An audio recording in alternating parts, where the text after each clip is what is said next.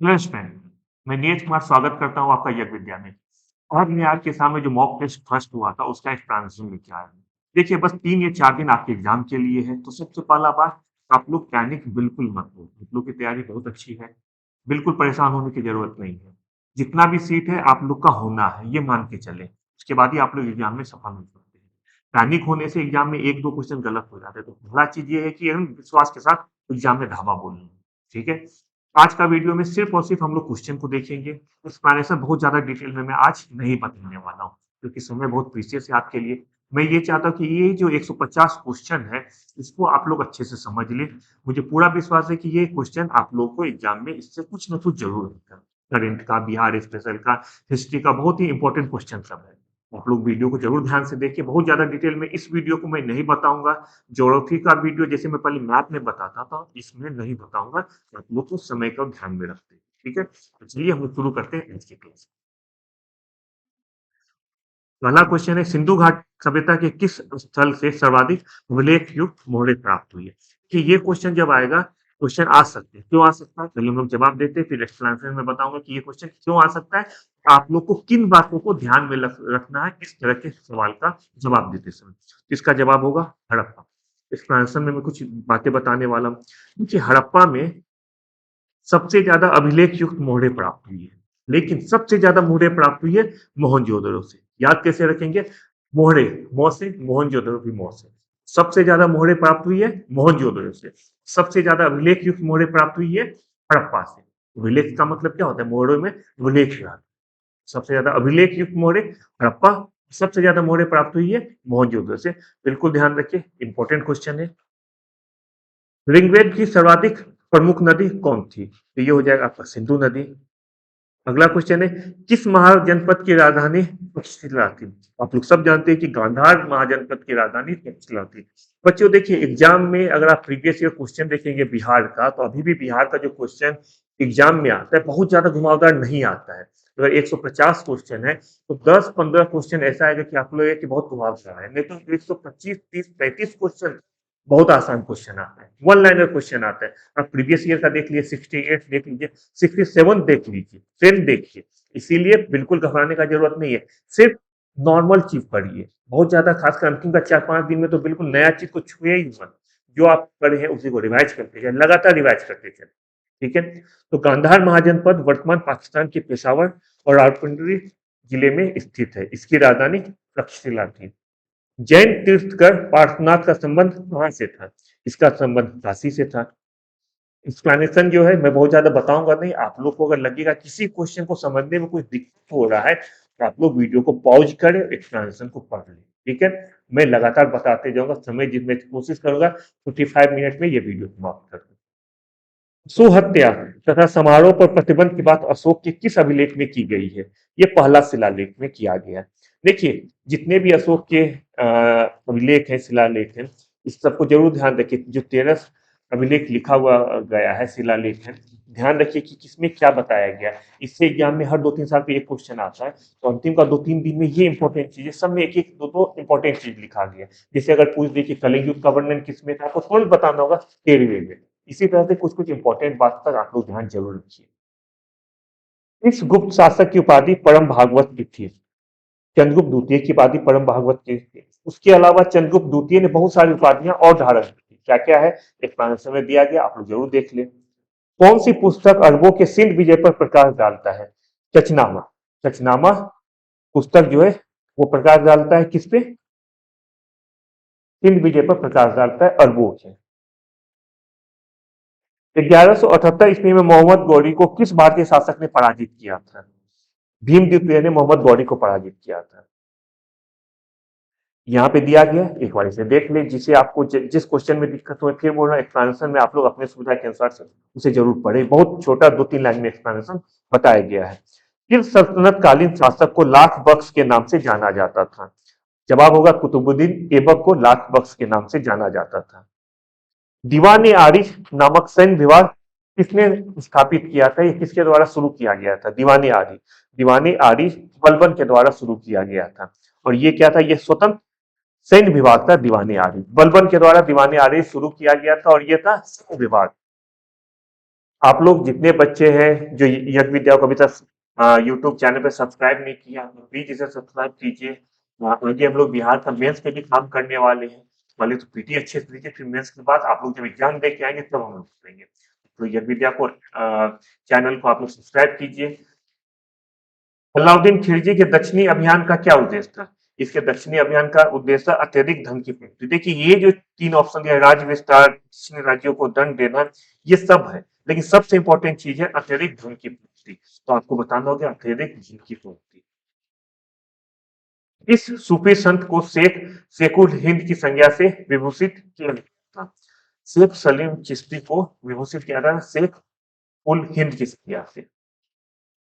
विजयनगर के किस शासक ने नांगलपुर नगर बसाया था? विजयनगर के किस शासक ने नांगलपुर नगर बसाया था? कृष्णदेवराय ने नांगलपुर नगर का को बसाने बसाने बसाया था। किस शासक ने चांदी का सिक्का, जिसे रुपया कहा जाता है, जारी किया था? शेरशाह ने। शेरशाह ने चांदी का सिक्का, जिसे रुपया कहा जाता है, जारी किया था, जो कि 80 ग्रेड था।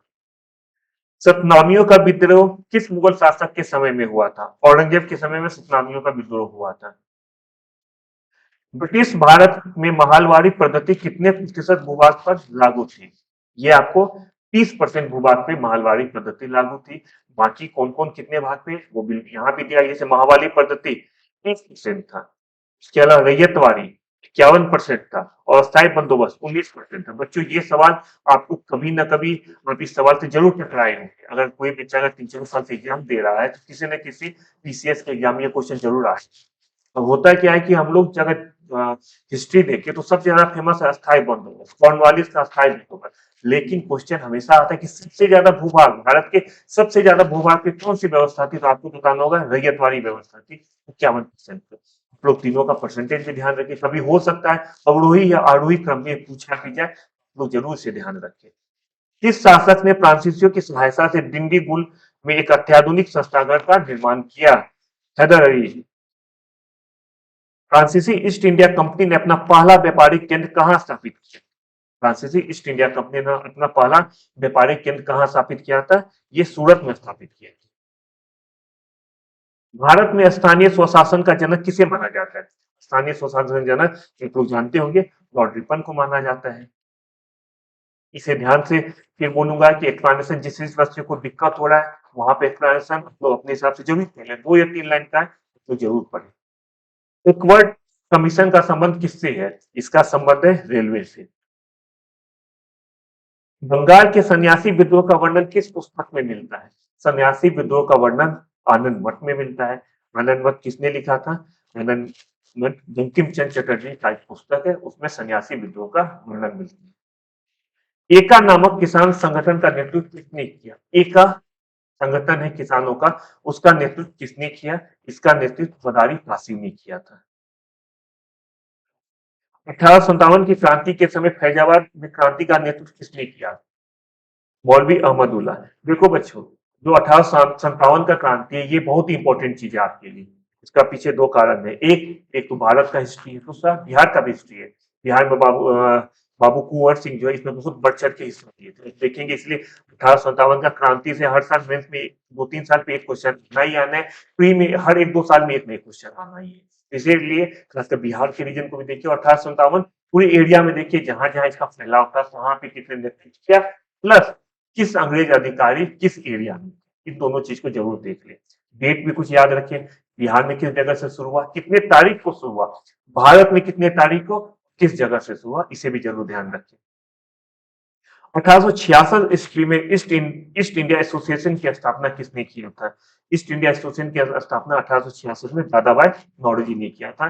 देखिए एग्जाम में आप देखते होंगे कि बिहार बीपीएससी के एग्जाम में इस तरह का वन लाइनर पूछता है, किस एसोसिएशन की स्थापना किसने किया था? पहले भी पूछा है, आगे भी प्रेडिक्टेड है इस तरह का सवाल, तो इस तरह के सवाल को आप लोग जरूर पढ़ के जाए। अहमदाबाद मिल मजदूर आंदोलन के समय गांधी जी के आमरण अनशन के कारण मिल मालिक मजदूर के वेतन में कितने % की वृद्धि करने पर राजी हो गए? इसका जवाब है 35%। 35% की वृद्धि करने को राजी हो गए। गांधी जी ने आमरण अनशन का धमकी दिया था और मजदूर मिल मालिक को झुकना पड़ा। 35% वेतन जो है मजदूरों का बढ़ाने पे वो सहमत हो गए थे। खिलाफत आंदोलन के दौरान हिंदू मुस्लिम एकता के तहत मुसलमानों ने किस आर्य समाजी नेता को जामा मस्जिद दिल्ली में भाषण देने के लिए आमंत्रित किया? तो ये हो जाएगा स्वामी श्रद्धानंद जी को आमंत्रित किया गया था। ठीक है। भारत और चीन के मध्य कौन सी अंतरराष्ट्रीय रेखा सीमा का निर्धारण करते हैं?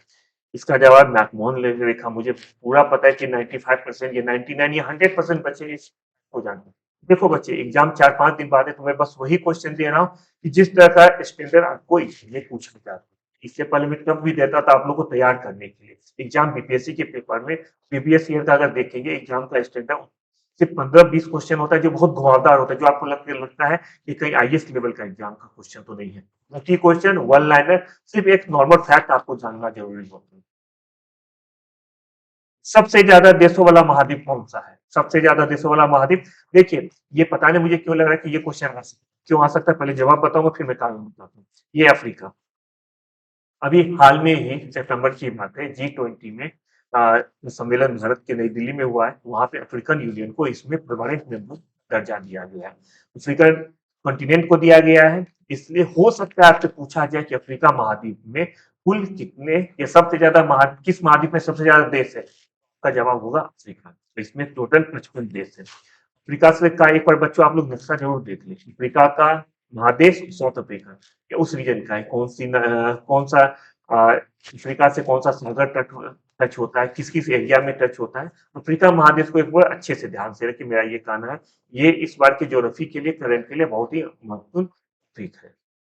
बिग बैंग सिद्धांत का उद्भव किसने किया था? बिग बैंग सिद्धांत का उद्भव किसके लिए हुआ है? ब्रह्मांड के लिए हुआ है बिग बैंग सिद्धांत का उद्भव।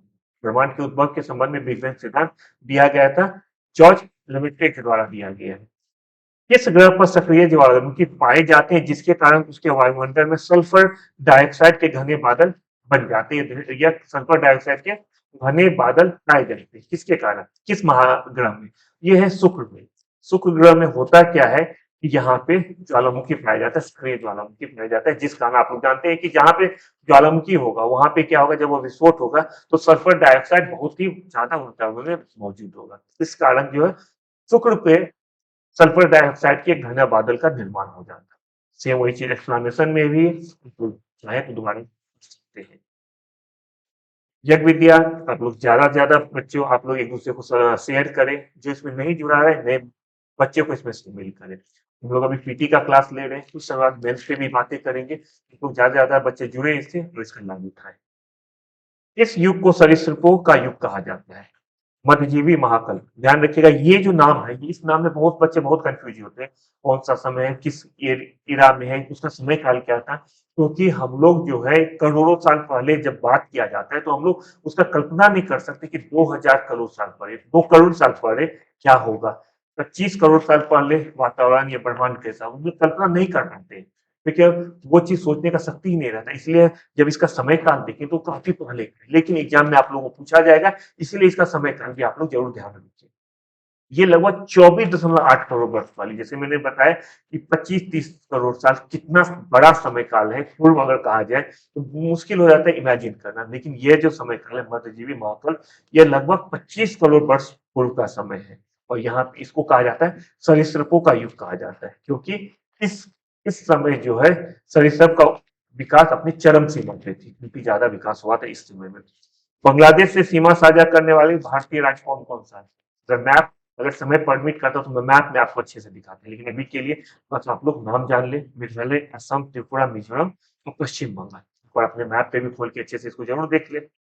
भारत कितने प्राकृतिक प्रदेशों में विभाजित है? भारत 6 प्राकृतिक प्रदेशों में विभाजित है। देखो बच्चे, ये क्वेश्चन जो है एग्जाम में अगर आ जाए, मैं क्लियर होके बता रहा हूँ, कहीं पे 4 दिया है, कहीं पे 4 को का विभाजन 6 भागों में कर दिया गया। लेकिन अगर आपको अगर ये ऑप्शन दिया जाएगा, क्वेश्चन होगा कितने प्राकृतिक प्रदेशों में विभाजित है, तो आपको सिर्फ और सिर्फ 6 बताना है। एनसीईआरटी में क्लियर रूप से लिखा गया है, मैं दावे के साथ कर सकता हूँ, एनसीईआरटी में 6 दिया गया, आप लोग बिल्कुल सही।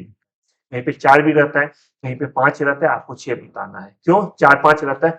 बहुत सारे बुक में क्या किया, ये जो आपको तटीय मैदान और द्वीप समूह है, बहुत सारे बुक में एक साथ कर दिया गया।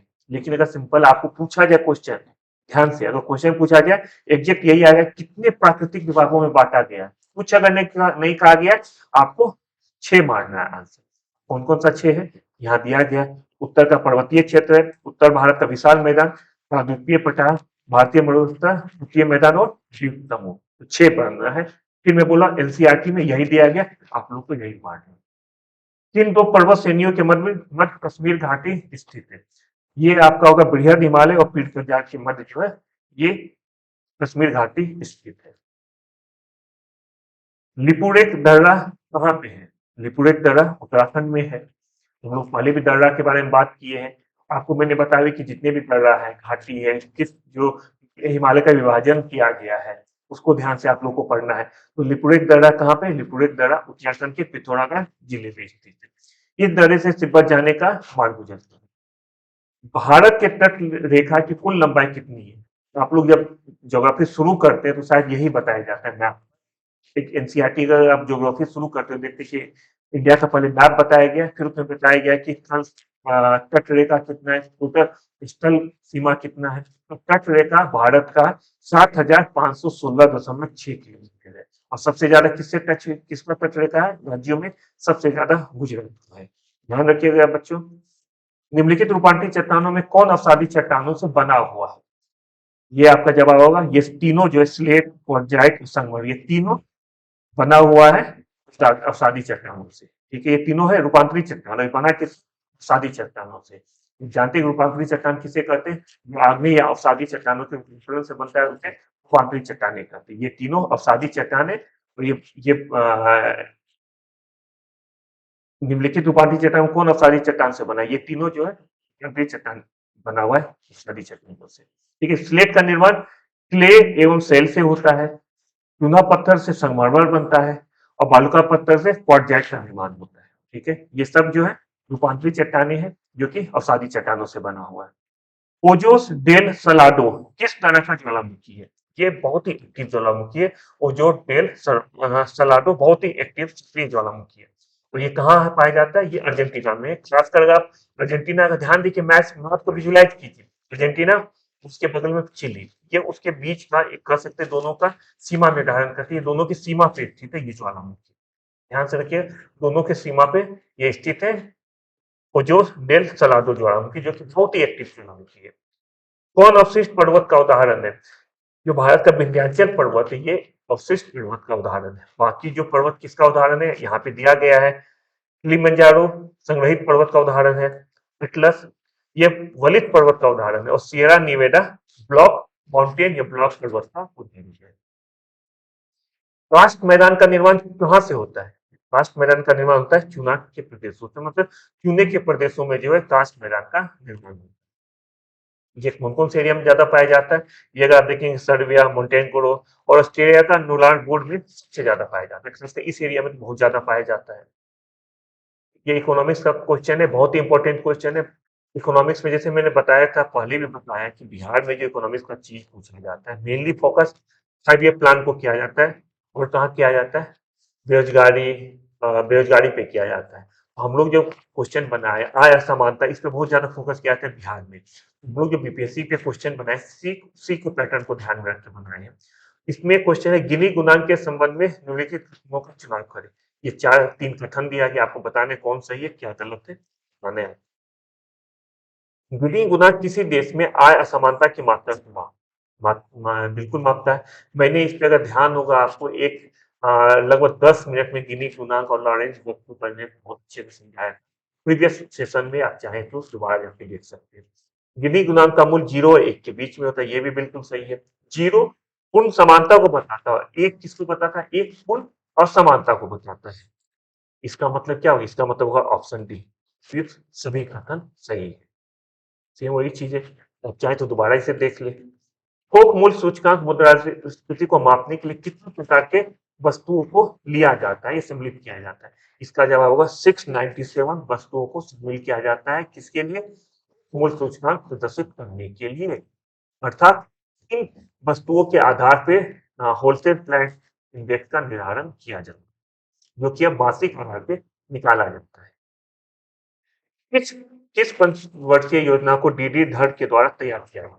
कौन सा 5 ईयर प्लान था जो डीडी धड़ के द्वारा तैयार किया गया था? ये है 5वीं पंचवर्षीय योजना, तो डीडी धड़ के द्वारा तैयार किया गया था। और इसका उद्देश्य क्या था? इसका 2 उद्देश्य मेन था, निर्धनता उन्मूलन और आत्मनिर्भरता की प्राप्ति। ये 2 इसका मेन फोकस एरिया था। फिर 5 ईयर प्लान था, जो कि डीडी धड़ के द्वारा बनाया गया था। मुद्रा आपूर्ति को मापने के लिए जनता के पास विद्यमान करेंसी, ध्यान दीजिए बच्चों, जनता के पास विद्यमान करेंसी और वाणिज्यिक बैंकों द्वारा धारित निवल मांग जमा को किसके द्वारा निर्धारित जाता है? आप लोग देखे होंगे इस तरह का question M1, M2, M3, M4 बच्चे बहुत ज्यादा परेशान, ये है क्या, किस लिए, इसमें कौन कौन मद इसमें शामिल किया जाता है। तो अगर विद्यमान करेंसी और वाणिज्यिक बैंकों द्वारा निवल मांग जमा को बढ़ाने के लिए हम इस्तेमाल करते हैं M1, M2, M3, M4 भी इसके लिए इंगित होता है। ये को यहाँ दिया है, देख लीजिए, जरूर देख लें। विभेदित बैंकिंग की अवधारणा कब प्रारंभ किया गया?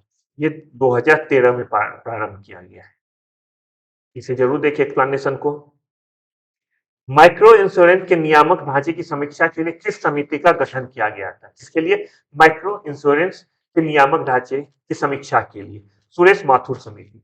बिहार के एग्जाम में इस तरह क्वेश्चन बिल्कुल पूछा जाता है। समिति किसके किसने कोई भी समिति जो होता है किसके लिए बनाया गया है, इस तरह क्वेश्चन आप लोग ध्यान रखिए। माइक्रो इंश्योरेंस नियामक ढांचे की समीक्षा के लिए कौन सा समिति गठित किया गया था? सुरेश मेहता समिति गठित किया गया था। बाकी ये जो 3 समिति है, ये भी दिया गया कि ये किस लिए गठित हुआ है, एक्सप्लेनेशन में बहुत अच्छे से डिटेल में दिया गया, आप लोग जरूर इसे देखें। स्वतंत्र भारत के प्रथम मंत्रिमंडल में श्रम मंत्री किसे बनाया गया था? श्रम मंत्री जगजीवन राम बने थे। बाकी अगर बाबू जगजीवन राम का बोला जाए तो ये श्रम मंत्री बने थे, और राजेंद्र प्रसाद को खाद्य एवं कृषि मंत्री का भार दिया गया था। विधि द्वारा स्थापित प्रक्रिया भारतीय संविधान ने किस देश से ग्रहण किया है? तो ये भारत ने जापान के संविधान से ग्रहण किया है। भारतीय संविधान की उद्देशिका में पंथ निरपेक्ष शब्द कब जोड़ा गया? आप लोग सब जानते हैं कि पंथ निरपेक्ष शब्द जोड़ा गया 42वां संविधान संशोधन 1973 के द्वारा जोड़ा गया है। पंथ निरपेक्ष जोड़ा गया है, समाजवादी भी जोड़ा गया है इसमें संविधान प्रस्तावना में। भाषाई आधार पर बनने वाला भारत का पहला राज्य आंध्र प्रदेश है। ये 1953 में आंध्र प्रदेश बना था भाषाई आधार पे पहला राज्य भारत। आप लोग से दोबारा निवेदन कर रहा हूँ कि यज्ञ विद्या को यूट्यूब चैनल पे ज्यादा संख्या में सब्सक्राइब करें और इसका फायदा उठाएं। हम लोग टेस्ट भी लेते हैं, आज भी सेकेंड मॉक टेस्ट अभी 8 बजे से 25 तारीख को ऐप पे आ गया है, तो उसे जाके जरूर टेस्ट को दें। भारतीय संविधान का कौन सा अनुच्छेद संसद को नागरिकता संबंधी विधि अधिनियमित करने का अधिकार देता है? अनुच्छेद 11 देता है। अनुच्छेद 11 संसद द्वारा नागरिकता संबंधी अधिकारों पर विधि अधिनियमित करने का अधिकार देता है। मैंने पहले भी बताया कि जो आर्टिकल है, आर्टिकल लगभग 100 से 125 आर्टिकल बहुत इंपॉर्टेंट है जो हमारे संविधान में दिया गया है, उसको आप लोग बिल्कुल याद रखें। वो आर्टिकल ऐसा होना चाहिए कि एग्जाम में अगर पूछा जाए उसको आप लोग गलत ना करें। बच्चों देखो, मैं बता रहा हूँ कि आसान क्वेश्चन को अगर आप गलत करते हैं तो भीड़ में बहुत पीछे हो जाते हैं। आसान क्वेश्चन तो किसी भी हाल में गलत नहीं करना है। क्वेश्चन अगर आप सही करते तो एक दूसरे से आगे हो जाते हैं। दो चीज करना है, आसान क्वेश्चन को किसी भी हाल में गलत नहीं करना है। कभी कभी क्या होता है कि आसान क्वेश्चन देख के हम लोग बहुत जल्दबाजी में किसी को भी गोला लगा देते हैं, किसी में भी टुक कर देते हैं। वो चीज जल्दबाजी बिल्कुल नहीं करना है।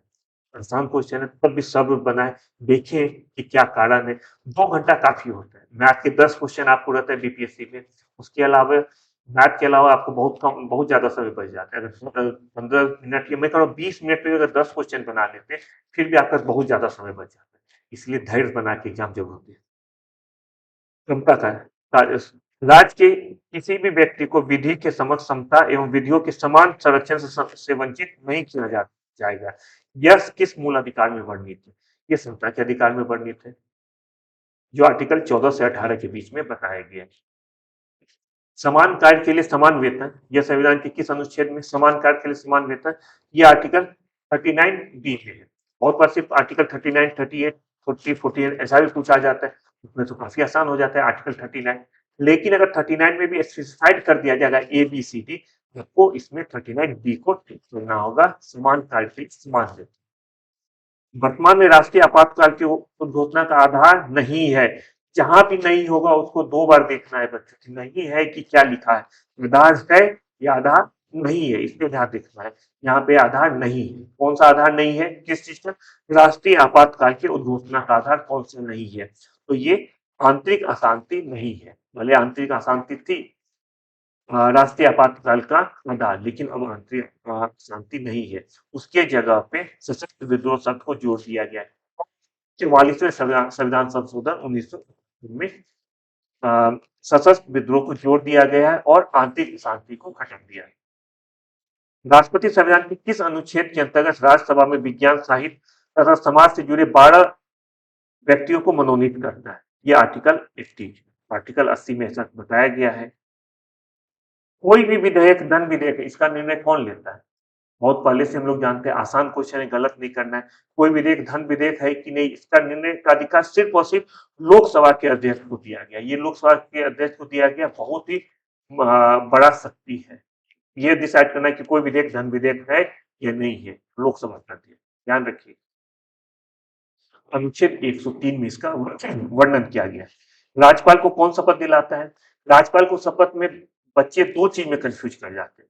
चलिए, राष्ट्रपति को हम लोग हटा देते हैं, लेकिन हमेशा बच्चे कंफ्यूज होते हैं राज्यपाल में। किस चीज में कंफ्यूज होते हैं? एक तो होते हैं उच्च न्यायालय के मुख्य न्यायाधीश, दूसरा उच्चतम न्यायालय के मुख्य न्यायाधीश। ये दोनों में बच्चे कंफ्यूज हो जाते हैं, तो आपको ध्यान रखना होगा उच्च न्यायालय के मुख्य न्यायाधीश। देखिए, इसको आपको याद कैसे करना है, ध्यान से सुनिए। राज्यपाल किसी राज्य में होता है, ठीक है। राष्ट्रपति कहाँ होते हैं? राष्ट्रपति दिल्ली में होते हैं। उच्चतम न्यायालय का मुख्य न्यायाधीश वो कहाँ होते हैं? वो भी दिल्ली में होते हैं। क्यों? क्योंकि उच्चतम न्यायालय दिल्ली में है। आप सोचिए, अगर जितने राज्य है वहां पे अगर राज्यपाल की शपथ अगर राष्ट्रपति या उच्चतम न्यायालय के मुख्य न्यायाधीश के द्वारा दिलाया जाता, तो ये लोग का तो 1-2 दिन का टाइम ऐसे ही चला जाता। इसीलिए उच्च न्यायालय के राज्यपाल को नियुक्ति उच्च न्यायालय के मुख्य न्यायाधीश को के द्वारा दिलाए जाते हैं। आप इस उदाहरण को आराम से याद कर सकते हैं, समझ सकते हैं। क्योंकि हमेशा आप देखते होंगे, या तो आप लोग राष्ट्रपति को टिक मार देते हैं या कभी कभी उच्चतम न्यायालय के मुख्य न्यायाधीश को भी टिक मार देते हैं, लेकिन जवाब सही है उच्च न्यायालय के मुख्य न्यायाधीश।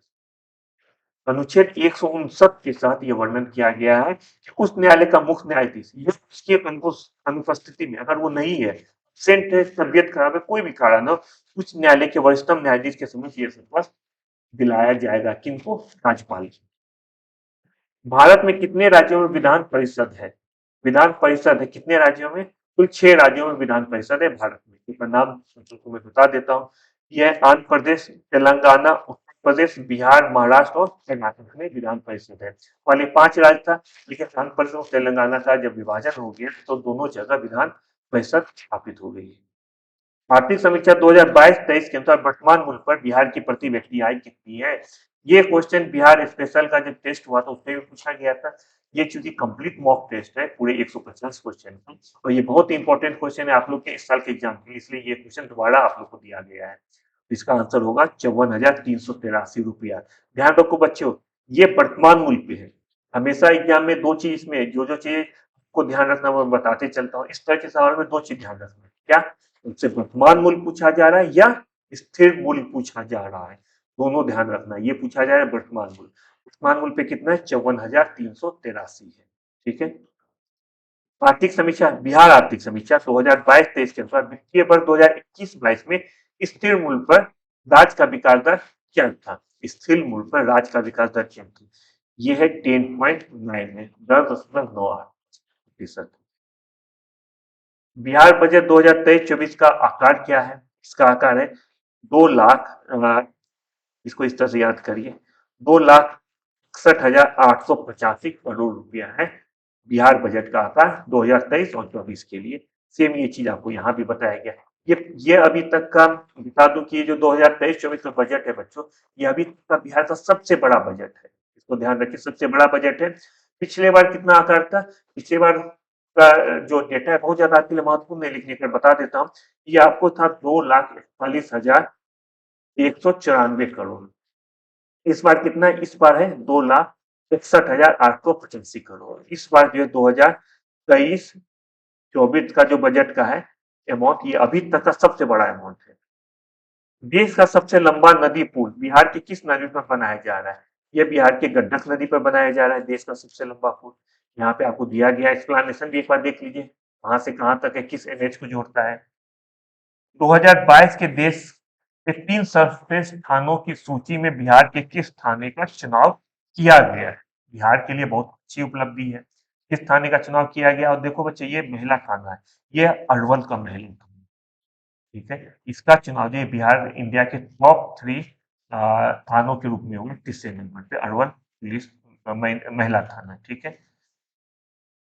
न्यूजीलैंड में संपन्न सब जूनियर कॉमनवेल्थ पावर लिफ्टिंग प्रतियोगिता में बिहार के किस खिलाड़ी ने 6 गोल्ड पदक जीते? बहुत बड़ा अचीवमेंट है। बिहार के किस खिलाड़ी ने 6 गोल्ड पदक जीता? ये जीती है तिराज सिंह ने 6 गोल्ड पदक। तो ध्यान रखना, एग्जाम में बिल्कुल पूछा जा सकता है ये सवाल। प्रथम जैन संगति का आयोजन कहाँ हुआ था? जैन संगति है। ध्यान रखना बच्चों, जैन संगति, प्रथम जैन संगति का आयोजन कब हुआ? आप लोग में से ज्यादातर बच्चे जब जैन संगति होता है, आप लोगों में से बिल्कुल पीछे बौद्ध संगति समझ लेंगे। क्यों? क्योंकि बुद्ध संगति बहुत ज्यादा हुआ है, तो आप लोग बौद्ध संगति समझ के बस आंसर उस हिसाब से दे देते। यहाँ पे आपसे जैन संगति पूछा गया, इसको ध्यान रखना। जैन संगति प्रथम पाटलिपुत्र में हुआ है। ठीक है। नवपाषाण काल में बिहार के किस स्थल से हड्डियों से बना सामान प्राप्त हुआ है? बिहार के नवपाषाण कालीन कौन सा स्थल है? यह है चिरांद, जो कि सारण जिला में है। वहां से नवपाषाण कालीन स्थल से हड्डियों से बने सामान की प्राप्ति हुई है। इसे बिहार का चिरांद और चेचर, ये वैशाली में है। इन दोनों जगहों को याद रखिए, यहाँ से हड्डियों से बने सामान की प्राप्ति हुई है। सविनय अवज्ञा आंदोलन के समय बिहार के दरभंगा में नमक आंदोलन का नेतृत्व किसने किया था? नमक आंदोलन का नेतृत्व सत्यनारायण सिंह ने किया था। बच्चों, इससे पहले जब बिहार स्पेशल का आप लोग का टेस्ट हुआ था, उसमें सिर्फ दरभंगा की बात नहीं, बिहार के मुख्य मुख्य जगह से जितने भी पर्सन नमक आंदोलन का नेतृत्व किए थे, उसका एक लिस्ट मैंने दिया था। वो चीज एक बार रिवीजन के समय आप लोग दोबारा देख लें। एग्जाम में अगर आप देखेंगे प्रीवियस ईयर क्वेश्चन में, तो बिहार का हर चीज, जैसे सविनय अवज्ञा आंदोलन हो गया, भारत छोड़ो, कोई भी मूवमेंट देख लीजिए, उस समय बिहार का क्या वहां पर रिप्रेजेंट किसने किया था, कहाँ से किया था, और कोई भी आंदोलन बिहार के किस जगह से कब शुरू हुआ, ये सब क्वेश्चन आपको आता है, हमेशा आता है। इस पे आप लोग थोड़ा सा अपना पैनी नजर जरूर बना के रखें। देखिए, अब 2-3 दिन बचा हुआ है। ये 2-3 दिन में नया चीज बिल्कुल ना देखें। पुराना चीज, जो इंपॉर्टेंट चीज जैसे बता रहा हूँ, उसको एक बार जरूर देख लें। बस मुझे लगता है 2 से 3 घंटा ये सब लगेगा। जितना भी आज का लेक्चर जो महत्वपूर्ण बातें वो मैं बता रहा हूँ, उसको एक बार 2-3 घंटा में जरूर देख लें। 1857 की क्रांति के समय पटना का कमिश्नर कौन था? पटना का कमिश्नर विलियम टेलर थे। ठीक है। 1908 में आयोजित बिहार प्रांतीय सम्मेलन की अध्यक्षता किसने की? 1908 में आयोजित बिहार प्रांतीय सम्मेलन की अध्यक्षता ये है हसन इमाम ने किया था। 11 अगस्त 1942 को सचिवालय गोलीकांड में कितने छात्र शहीद हुए थे?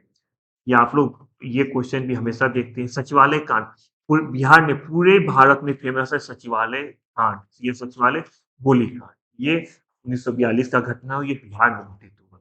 उस समय बिहार के कुल उस घटना में 7 छात्र शहीद हुए थे। आप लोग उन 7 छात्र का नाम जरूर ध्यान रखें, एग्जाम में कभी ना कभी पूछा जा सकता है।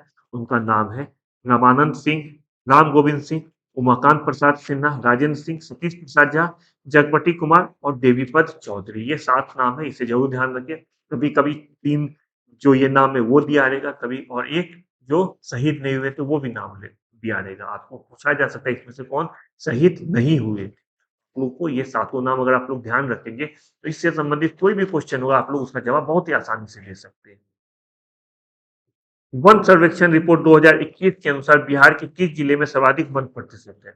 सर्वाधिक वन प्रतिशत कैमूर में है। देखो बच्चों, सर्वाधिक वन प्रतिशत और सर्वाधिक एरिया दोनों कैमूर में है। आप लोग मैं पहले भी बताया था, एक बिहार पे स्पेशल जब हम लोग करंट का क्लास लिए तो उसमें मैंने ये बताया था कि याद करना आपके लिए काफी आसान हो जाएगा। सबसे ज्यादा परसेंटेज, सबसे ज्यादा किलोमीटर एरिया वाइज जो है वो कैमूर में है, और सबसे कम यहाँ पे शेखपुरा में सिर्फ 0.17%। सोचिए कितना कम है, कितना ये खतरा है पर्यावरण के लिए। जबकि कैमूर में 31.56% का वन है।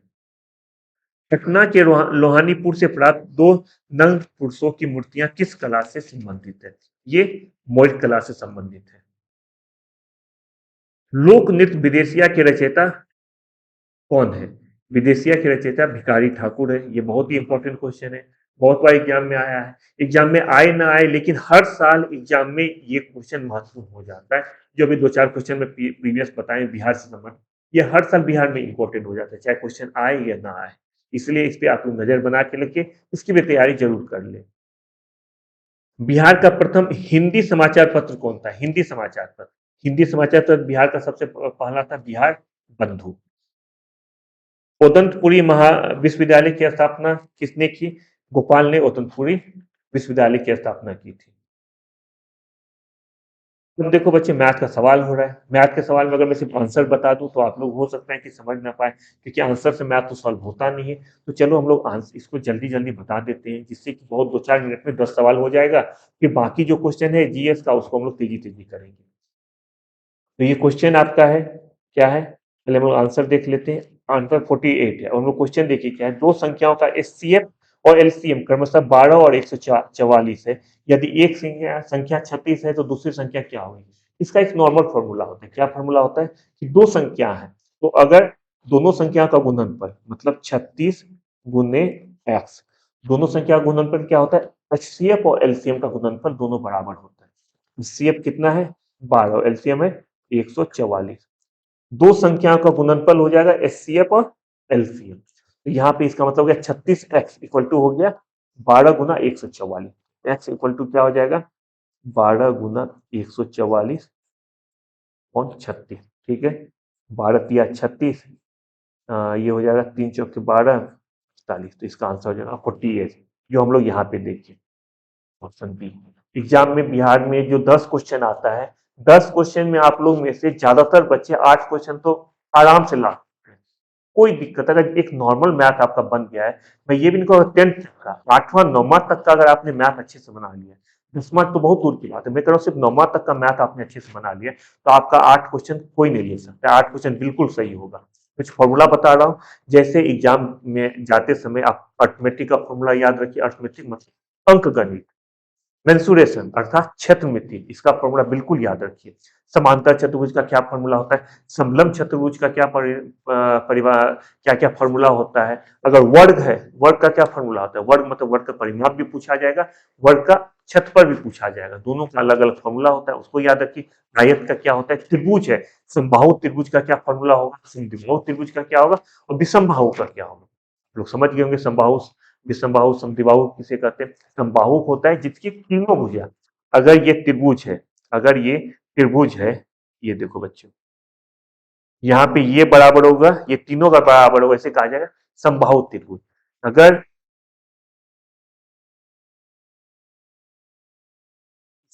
यहाँ पे अगर देखेंगे ये बराबर है इसके, इसे कहेंगे समद्विबाहु त्रिभुज। विषमबाहु कहेंगे जिसका तीनों अलग अलग भुजा, उसे कहते हैं विषमबाहु त्रिभुज। ठीक है, तो आगे देखते हैं। ये सब आप लोग बच्चों बिल्कुल याद करके आपको जाना। अगर ये फॉर्मूला याद नहीं करेंगे, क्योंकि फॉर्मूला एक ऐसा चीज वो आप कभी भी भूल सकते हैं अगर प्रैक्टिस नहीं किया। अगर आपने मैथ अच्छे से बना लिया तो मैं कहता हूँ कि मैथ अगर 5 साल 10 साल बाद भी अगर पेन पकड़ के मैथ बनाए, आपसे बिल्कुल गलत नहीं होगा, अगर आपका मैथ का बेस अच्छा हो गया। देखिए फॉर्मूला एक ऐसा होता है कि आप लोग कभी भी भूल सकते हैं। तो एग्जाम से पहले बस 15 मिनट पहले फॉर्मूला देख ले, और अभी 2-3 दिन जो आपके पास बचा हुआ है, 3-4 दिन, इसमें मैथ का 1 घंटा में फॉर्मूला पेपर जरूर से याद कर। अब आपको होता है निम्नलिखित क्रम में संख्या में कौन सा लुप्त हुआ, ये आपको बताना है।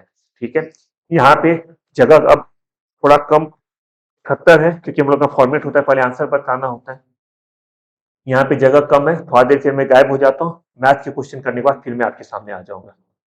आपको बताना है कि यहाँ पे लुप्त संख्या कौन सा है। ये क्वेश्चन आपको दिया गया है 3, 5, 5, 19, 7, 41, 9, इसमें से लुप्त संख्या क्या है ये आपको बताना है।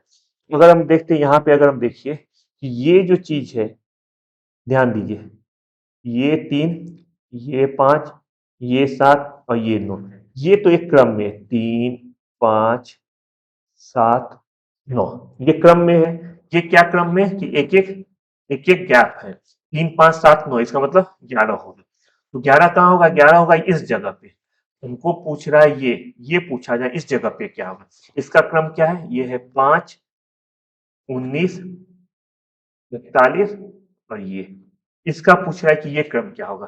तो ध्यान से देखो बच्चे, इसमें जो है एक सिंपल तरीका है, उससे ये सॉल्व हो जाएगा। जैसे 5 है, 5 को हम लोग क्या लिखेंगे, 5 को लिखेंगे 3 + 2 = 6 - 1 = 5, ये हो गया ये। 19 कैसे लिखा जाएगा, 19 लिखा जाएगा 5 × 4। अब यहाँ देखो, यहाँ 3 है, 3 में 2 जोड़ दिए 5, यहाँ 2 है, इसमें भी 2 जोड़ दिए तो 4। 5 × 4 ये हो जाएगा 20 - 1 = 19। 41 को कैसे लिखेंगे, 5 में 2 जोड़ दिए 7, और यहाँ पे 4 में 2 जोड़ दिए 6, तो 7 × 6 = 42 - 1 = 40। अब हमको बताना है यहाँ क्या होगा, तो आप ही बताओ क्या होगा। ये जो है साथ में हम क्या जोड़ेंगे, 2, तो 7 प्लस 2 9 गुना 6, 9 गुना 6 नहीं, यहाँ भी 6 में 2 जोड़ना होगा तो 9 गुना 8 बराबर 72 माइनस 1, ये हो जाएगा। तो यहाँ पे ये जो क्वेश्चन मार्क है यहाँ पे हो जाएगा 71। ये देखिए जो आंसर मेरा आया था ये भी 71 आया, सिंपल है। एक है कि रतन पवन के 40 मीटर दक्षिण पश्चिम में है, यदि ललन पवन के 40 मीटर दक्षिण पूर्व में है तो ललन रतन के किस दिशा में है। अगर इसको हम लोग देखेंगे ये पूर्व दिशा में हो जाएगा। कैसे समझेंगे ये मैं बताता हूँ। अगर हम लोग इसको समझने का कोशिश करें, रतन पवन के 40 मीटर दक्षिण पश्चिम में, इसको बिल्कुल आसान से ये देखो, अगर यहाँ पे हम लोग शुरू से देखते हैं ये हो गया, ये हम देखो रतन पवन के, पवन दिया गया तो पवन हम लोग शुरू में लिख लेंगे, ठीक है, ये हो गया पवन। रतन पवन के 40 मीटर दक्षिण पश्चिम में, दक्षिण कहाँ है पश्चिम कहाँ ये आप लोग जानते हैं, दक्षिण होता है नीचे की तरफ, इसका मतलब दक्षिण इधर हो गया और पश्चिम है इधर, तो हमको हो जाएगा ये डायरेक्शन हो गया, इस डायरेक्शन में है रतन, तो ये हो जाएगा 40 मीटर,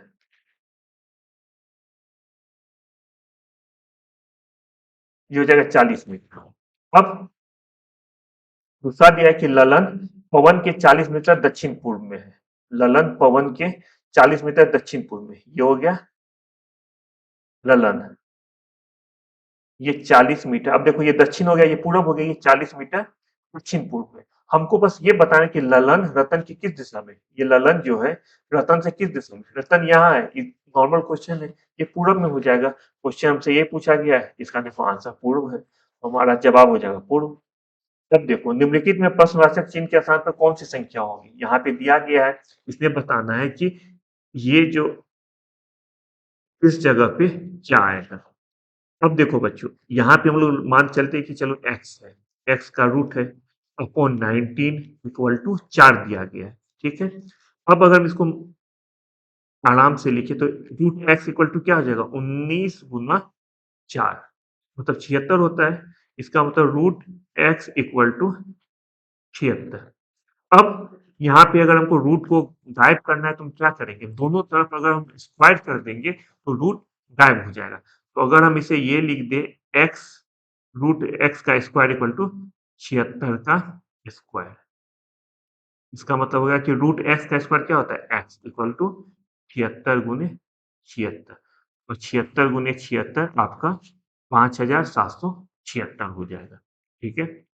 आगे देखते हैं, यदि किसी निश्चित को टेबल को लिखा जा रहा है ये, तो चेयर को किस कोड में लिखा जाएगा, ये आपसे पूछा गया है।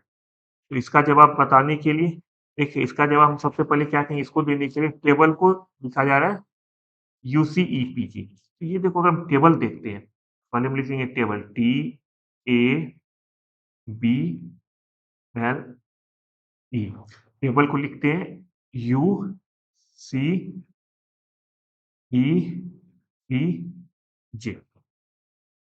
इस तरह के सवाल का जवाब देने के लिए हम लोग बस इसका हम लोग देखते हैं कि क्या इसका फॉर्मूला है, फॉर्मूला मतलब किस बेस पे टेबल लिखा गया UCEPJ।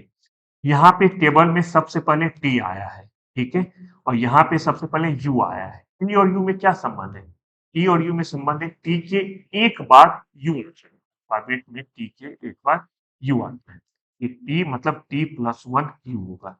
अगर अगर पढ़ना शुरू करेंगे ए से जेड तक तो टी के बाद यू आता है, यहाँ पे प्लस 1 है।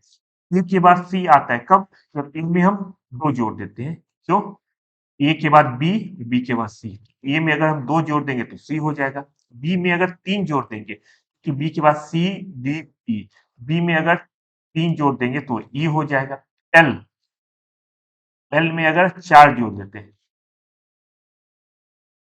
बी हो जाएगा, और ई में अगर पांच जोड़ देंगे तो जे हो जाएगा। ये यहाँ पे आपको एक फॉर्मूला दिया गया, उसी पे आपको बताना है, उसी पे आपको चेयर को लिखना है CHAIR। सी में एक जोड़ेंगे तो क्या होगा, सी में अगर एक जोड़ेंगे प्लस 1 तो सी के बाद डी आएगा, एच में इसी के तरफ दो जोड़ेंगे, एच के बाद H A B C D E F G H I J, तो जे हो जाएगा। ए में अगर तीन जोड़ेंगे, ए बी सी डी, तो ये डी हो गया, ये हो गया आई, आई में 4 जोड़ेंगे, तो आई में 4 जोड़ेंगे तो ये हो जाएगा एम, और आर में अगर 5 जोड़ेंगे तो ये डब्ल्यू हो जाएगा। तो हमारा आंसर हो जाएगा D I D D J D M W, ये हमारा आंसर हो गया। अब ये क्वेश्चन, कोई व्यक्ति 20 रुपए में 25 सेब की दर से सेब खरीदता है तथा उन्हें रुपीज 25 में 20 सेब बेचता है, उसका कितना परसेंटेज उसको प्रॉफिट होगा? देखो बच्चे, ये जो सवाल है ये बहुत ही आसान सवाल है, बस इसका थोड़ा सा कॉन्सेप्ट में बता देता हूँ, इसको बनाना कैसे है।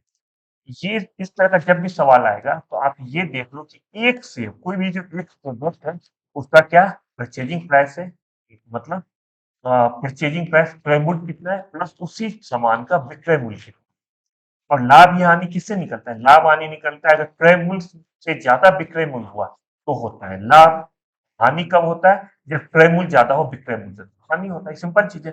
अब यहाँ दिया है एक व्यक्ति 20 रुपया में 25 सेब खरीद, इसका मतलब 20 रुपया में 25 सेब खरीदता है, इसका मतलब एक एक सेब का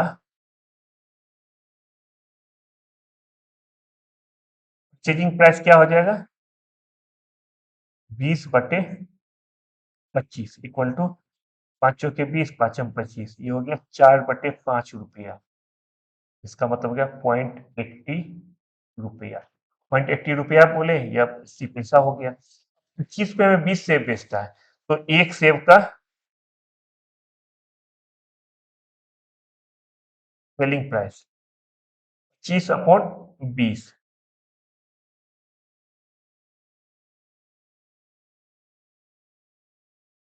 ये हो गया 1.25 रुपया। 80 पैसा में एक सामान खरीदा जा रहा है, एक सेब खरीदा जा रहा है, उसको बेचा कितना में जा रहा है? 1 रुपये 25 पैसे में बेचा जा रहा है। लाभ क्या होगा? लाभ हो जाएगा 1 रुपया 25 पैसा माइनस 80 पैसा, ये हो जाएगा 0.5 रुपीज, ये हो गया हमारा लाभ। लाभ हो गया 45 पैसा और क्रय मूल्य हो गया 80 पैसा। तुम्हें निकालना है परसेंटेज, कितना परसेंट प्रॉफिट होगा। और प्रॉफिट निकालने के लिए फॉर्मूला क्या है?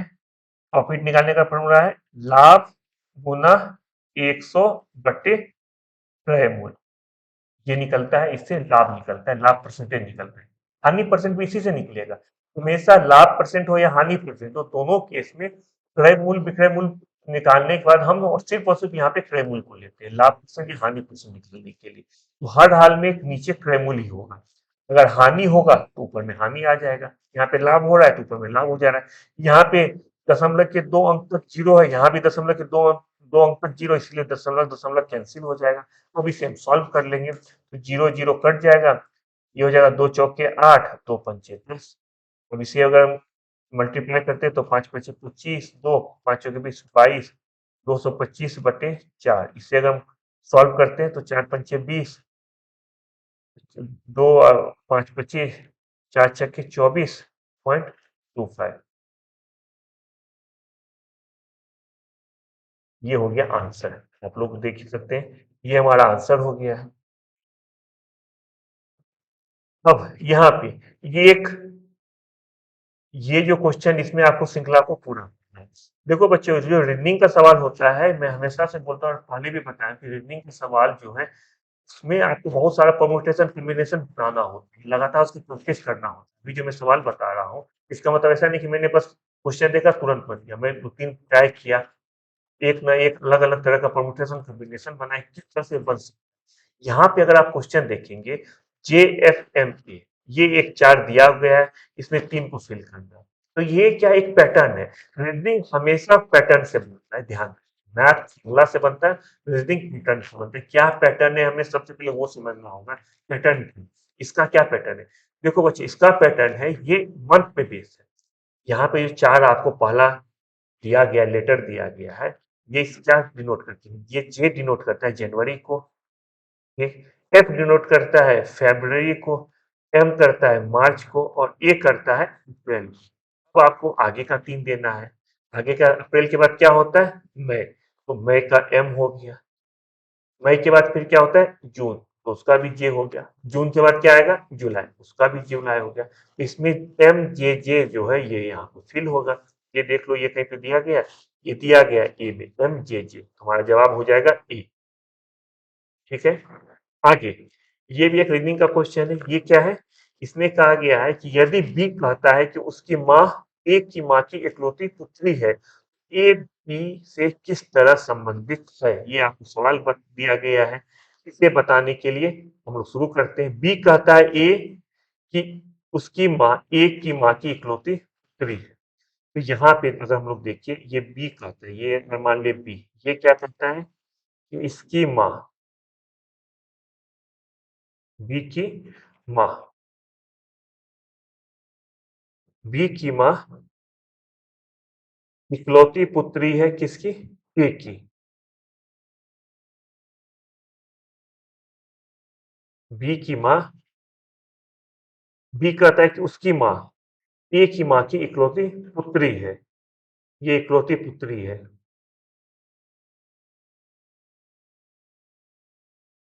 ठीक है, तो ए बी किस तरह से संबंधित है?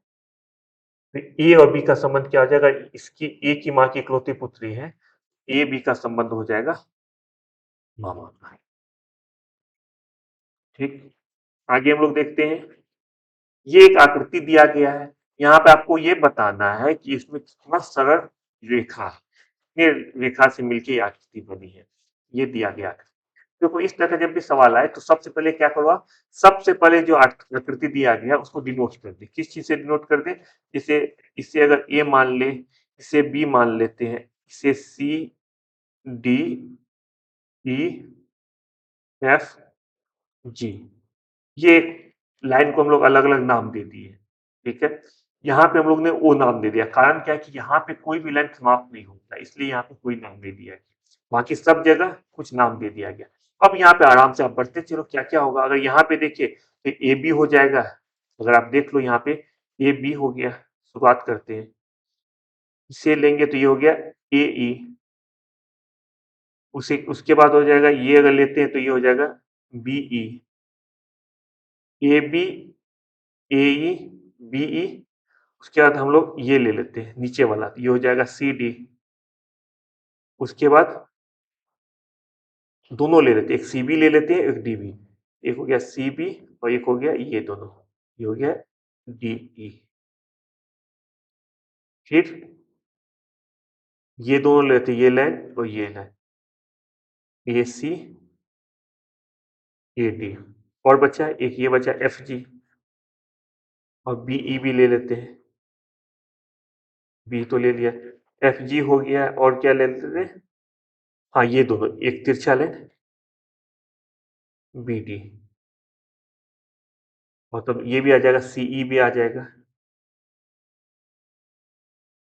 और कोई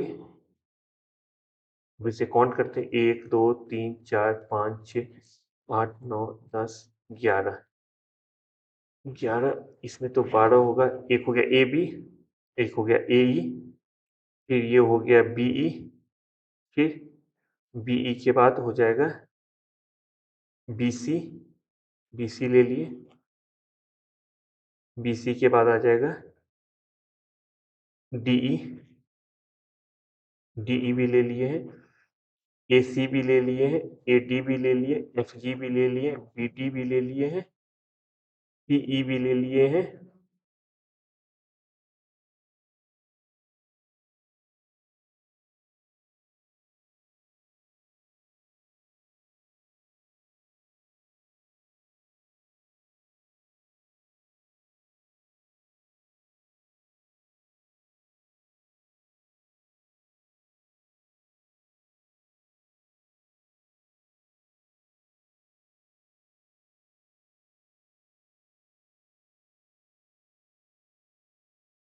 आना होगा।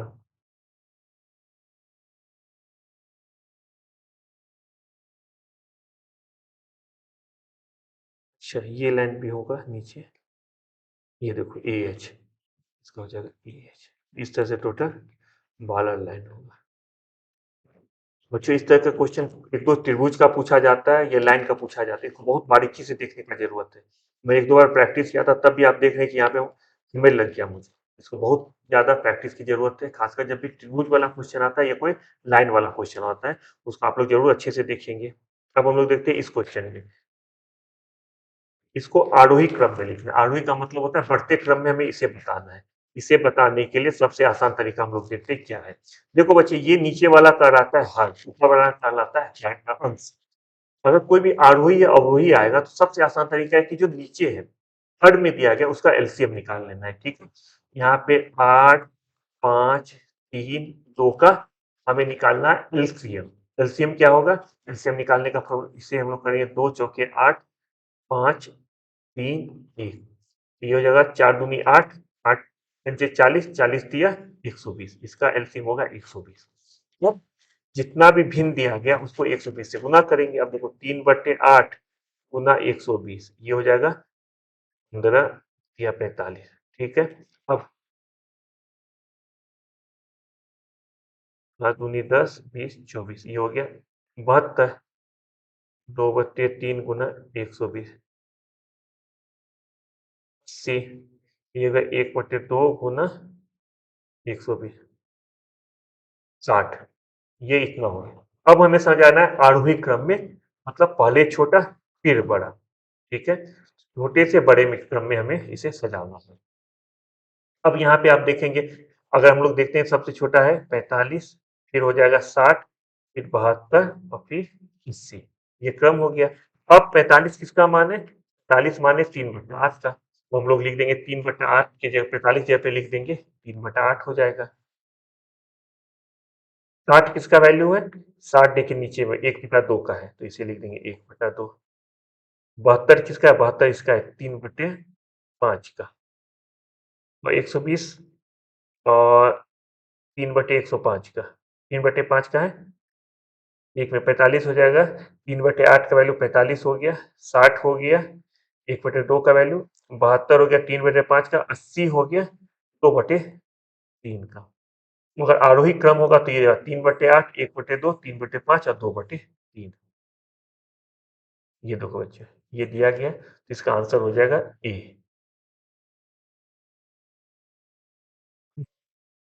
अब आपका मैथ्स चैप्टर समाप्त हो गया, फिजिक्स शुरू हो रहा है। हम लोग फिर आ जाते हैं यहाँ पे। यदि किसी वस्तु का प्रारंभिक वेग u हो और t समय के पश्चात उसका अंतिम वेग v हो, तो वस्तु का त्वरण क्या होगा? ये आप लोग सब जानते हैं, बहुत पहले से करते हुए आ रहे हैं। तो त्वरण क्या होता है? त्वरण होता है अंतिम वेग माइनस प्रारंभिक वेग बटा कुल लगा समय, इसे कहते हैं त्वरण। यहाँ पे भी सेम वही चीज दिया गया, इसलिए आपका आंसर होगा। जल के असमान प्रसार से क्या तात्पर्य है? किसे कहते हैं जल का असमान प्रसार? चार ऑप्शन दिया गया है, आपका जवाब है कि जब गर्म किए जाने पर आयतन का घटना और घनत्व, इसे कहते हैं जल का समान प्रसार। जब आयतन घट जाता है तो घनत्व बढ़ जाता है। क्यों? क्योंकि जो नॉर्मल कंडीशन होता है, नॉर्मल कंडीशन में क्या होता है कि गर्म किए जाने पे सभी द्रवों का आयतन बढ़ता है तो घनत्व कम होता है। परंतु 0 से 4 डिग्री तक जल को गर्म करने पर इसका आयतन घटता है, घनत्व बढ़ जाता है, मतलब उल्टा हो जाता है। इसे ही जल का असमान प्रसार कहते हैं। ध्यान रखिए बच्चों इस क्वेश्चन को। द्रव दाब नियम के अंतर्गत कुछ कथन दिया गया, आपको बताने कौन सही है कौन गलत। ये जो दिया गया ऑप्शन, इसमें आपका चारों कथन सही है। इसे एक बार जरूर ध्यान रखें कौन कौन कथन दिया गया है। कि द्रव के भीतर किसी बिंदु पर द्रव का दाब द्रव के स्वतंत्र तल से बिंदु की गहराई पर निर्भर, एक दिया गया है। दूसरा है एक ही गहराई पर द्रव का दाब चारों ओर समान रहता है। तीसरा, किसी द्रव के एक ही क्षैतिज तल में स्थित सभी बिंदुओं पर दाब समान होता है। चौथा, समान गहराई पर द्रव का दाब द्रव के घनत्व पर निर्भर करता है। ये चारों कथन सही है, इसे जरूर ध्यान रखें। ये जो होता है क्या है, एक दो मैं बता देता हूँ जल्दी में, फिर आगे देखते हैं। जैसे ये दिया है कि द्रव के भीतर किसी बिंदु पर द्रव का दाब द्रव के स्वतंत्र तल से बिंदु की गहराई पर निर्भर करता है। हम लोग समझने का कोशिश करें, देखो अगर ये एक मान के चलते हैं, ये एक परख नली है, ठीक।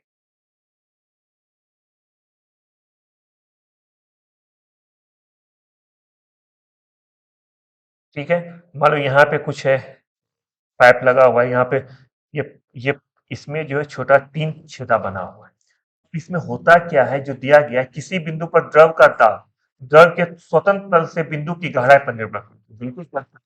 अब यहाँ पे अगर भार लगेगा, जो सबसे नीचे का बिंदु है इसको ज्यादा भार लगेगा, इसलिए अगर यहाँ से पानी अगर निकलेगा तो ये ज्यादा दूर तक जाएगा, ऊपर से निकलेगा कम दूरी तक जाएगा। ये आपको यहाँ पे बता रहा है। एक ही गहराई पर द्रव का दाब चारों ओर समान होता है, अर्थात अगर ये एक बना हुआ है, इसमें एक ही गहराई में, ये मान के चलते ये गहराई है, यहाँ पे अगर 3, ये क्या होता है, अगर हम लोग पलक परख नहीं देखेंगे वो इस तरह का होता है। 3D तो यहाँ पे बना नहीं सकता हूँ, ये इस तरह का बना हुआ है। अगर कहीं पे देखो बच्चे, अगर कहीं पे यहाँ पे छेदा है, ठीक, या यहाँ पे है, या यहाँ पे 3 छेदा अलग अलग जगह किया गया है, ऊपर से ये सेम आकार पे, ये आकार मेरा सेम है, ये बिल्कुल इस आकार पे 3 छेदा किया गया है, 1, 2 और 3, बिल्कुल सेम आकार पे। तो जो दाब अगर लगेगा तो उस पे समान रूप से लगेगी। इसके साथ अगर पानी निकलेगा यहाँ से समान रूप से, अगर यहाँ से पानी कुछ सेंटीमीटर या कुछ दूर तक जाता है, दूसरे छेदा से भी उतने दूर तक जाएगा। ये यहाँ का है। ये चारों पॉइंट आपको बिल्कुल ध्यान रखिए, एग्जाम में हो सकता है पूछ ले। देखो बच्चे, पीटी का क्वेश्चन का बहुत ज्यादा गेस करना कि यही क्वेश्चन आने वाला है, करंट के सिवा बहुत मुश्किल है। कुछ ट्रेंड होता है, जैसे बिहार में अगर हम लोग इतिहास के क्वेश्चन को देखें, तो बिहार में अक्सर क्वेश्चन हिस्ट्री का, खासकर एंशिएंट हिस्ट्री का, मौर्य से पूछा जाता है, मगध से पूछा जाता है। कुछ कुछ गेस किया जा सकता है पीटी में, लेकिन पीटी में बहुत ज्यादा गेस करना कि यही आने वाला है, ये बिल्कुल सही नहीं। करंट बिल्कुल बताया जा सकता है, जैसे इस बार G20 हुआ तो G20 से संबंधित क्वेश्चन आएगा, ये बिल्कुल श्योर है। कुछ खेलों का आयोजन होता है इंपॉर्टेंट इवेंट का, जैसे फीफा वर्ल्ड कप हुआ है, वो पूछा जा सकता है। कोई विश्व कप होने वाला बड़ा आयोजन होना है, ओलंपिक है, या भी एशियाड होने वाला है, अभी एशियाड शुरू हो चुका है ऑलरेडी चीन में। इस तरह का क्वेश्चन जरूर पूछा जा सकता है कि बिहार का कोई अगर रिप्रेजेंट हुआ है किसी स्पोर्ट में, किसने किया, तो करंट का क्वेश्चन फिर भी गेस करना आसान, कि उसके अलावा गेस करना पीटी का क्वेश्चन उतना आसान नहीं है। लोग मान के चलते हैं कि जो 1 साल के अंदर, अगर ज्योग्राफी की भी बात करें, 1 साल के अंदर कोई भी इवेंट होता है, तो हम लोग ज्योग्राफी में ये देखते हैं कि उस शहर में, उस देश में जहाँ पे कोई खास इवेंट हुआ है, उसके चारों ओर क्या सराउंडिंग है, कौन-कौन सा देश है उसके चारों ओर, कोई नदी, कोई समुद्र तो नहीं है, कोई खाट सीमा नहीं लगाती है, इस तरह हम लोग चलते हैं।